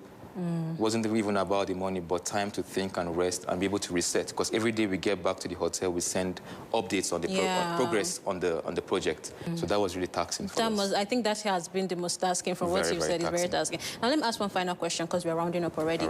Now you do documentaries and you do storytelling. Is there a difference? There has to be a difference. Yes. Now for what we are currently on, we're a lifestyle content creation / advertising company, I'll put it like that. We tell stories that people will watch an ad and don't feel like they're watching an ad. Imagine watching something for 3 minutes, 4 minutes, and you're enjoying it. People have left watching TV, and now every one of us here watch our phones. When you wake up in the morning, you're always on your phone. Before you sleep at night, on your phone. And we have realized that this TikTok has become TV channels. And people want to see films, but very short versions of it. So how can we tell stories that are enjoyable for people to watch and feel something? When you watch my videos, you can be able to trace something that is a feeling to it because it has a story to it. Now, for documentary shoots, you might have a storyboard, but when you get on set, first, the people you meet on set, they are not great actors. They are individuals. Some of them are not used to cameras pointed on their face. So sometimes you go there and what you have on your storyboard is not what you're seeing. And you might end up restructuring your story when you are doing post-production. So it's a whole lot. It's way different. Documentaries are real-time events. Commercials are something you stage, something you make up. You find actors, you find models, it's all props and stuff. Okay, thank you so much, Grant, for being my guest. I enjoyed. I think I've learned a thing or two. Interacting with you as a layman, learning what you do. It has been an absolute pleasure having you here. Thank you so much. Okay, so that has been Grant, and I hope you have learned as much as I have. Do not forget to stay tuned with us here on Kakaaki, the African Voice. My name is Chidera Izudo. See you same time next week, and stay jiggy. Stay jiggy. Are you staying jiggy like Chidera is doing? Yes, I am. All right, it's the Kakaaki, the African Voice. And of course, with that entertainment and lifestyle, we'll be wrapping up the show at this point. We appreciate your time with us as always. We'll be here again tomorrow for a fresh package right here on Kakaaki, the African Voice. It's your flagship show. on the station. My name is Nkoli Omoldu. Do have a great day. I'm Kunle Adewale. Have a great day. And whatever you do, wherever you go, the number one thing to do is stay safe.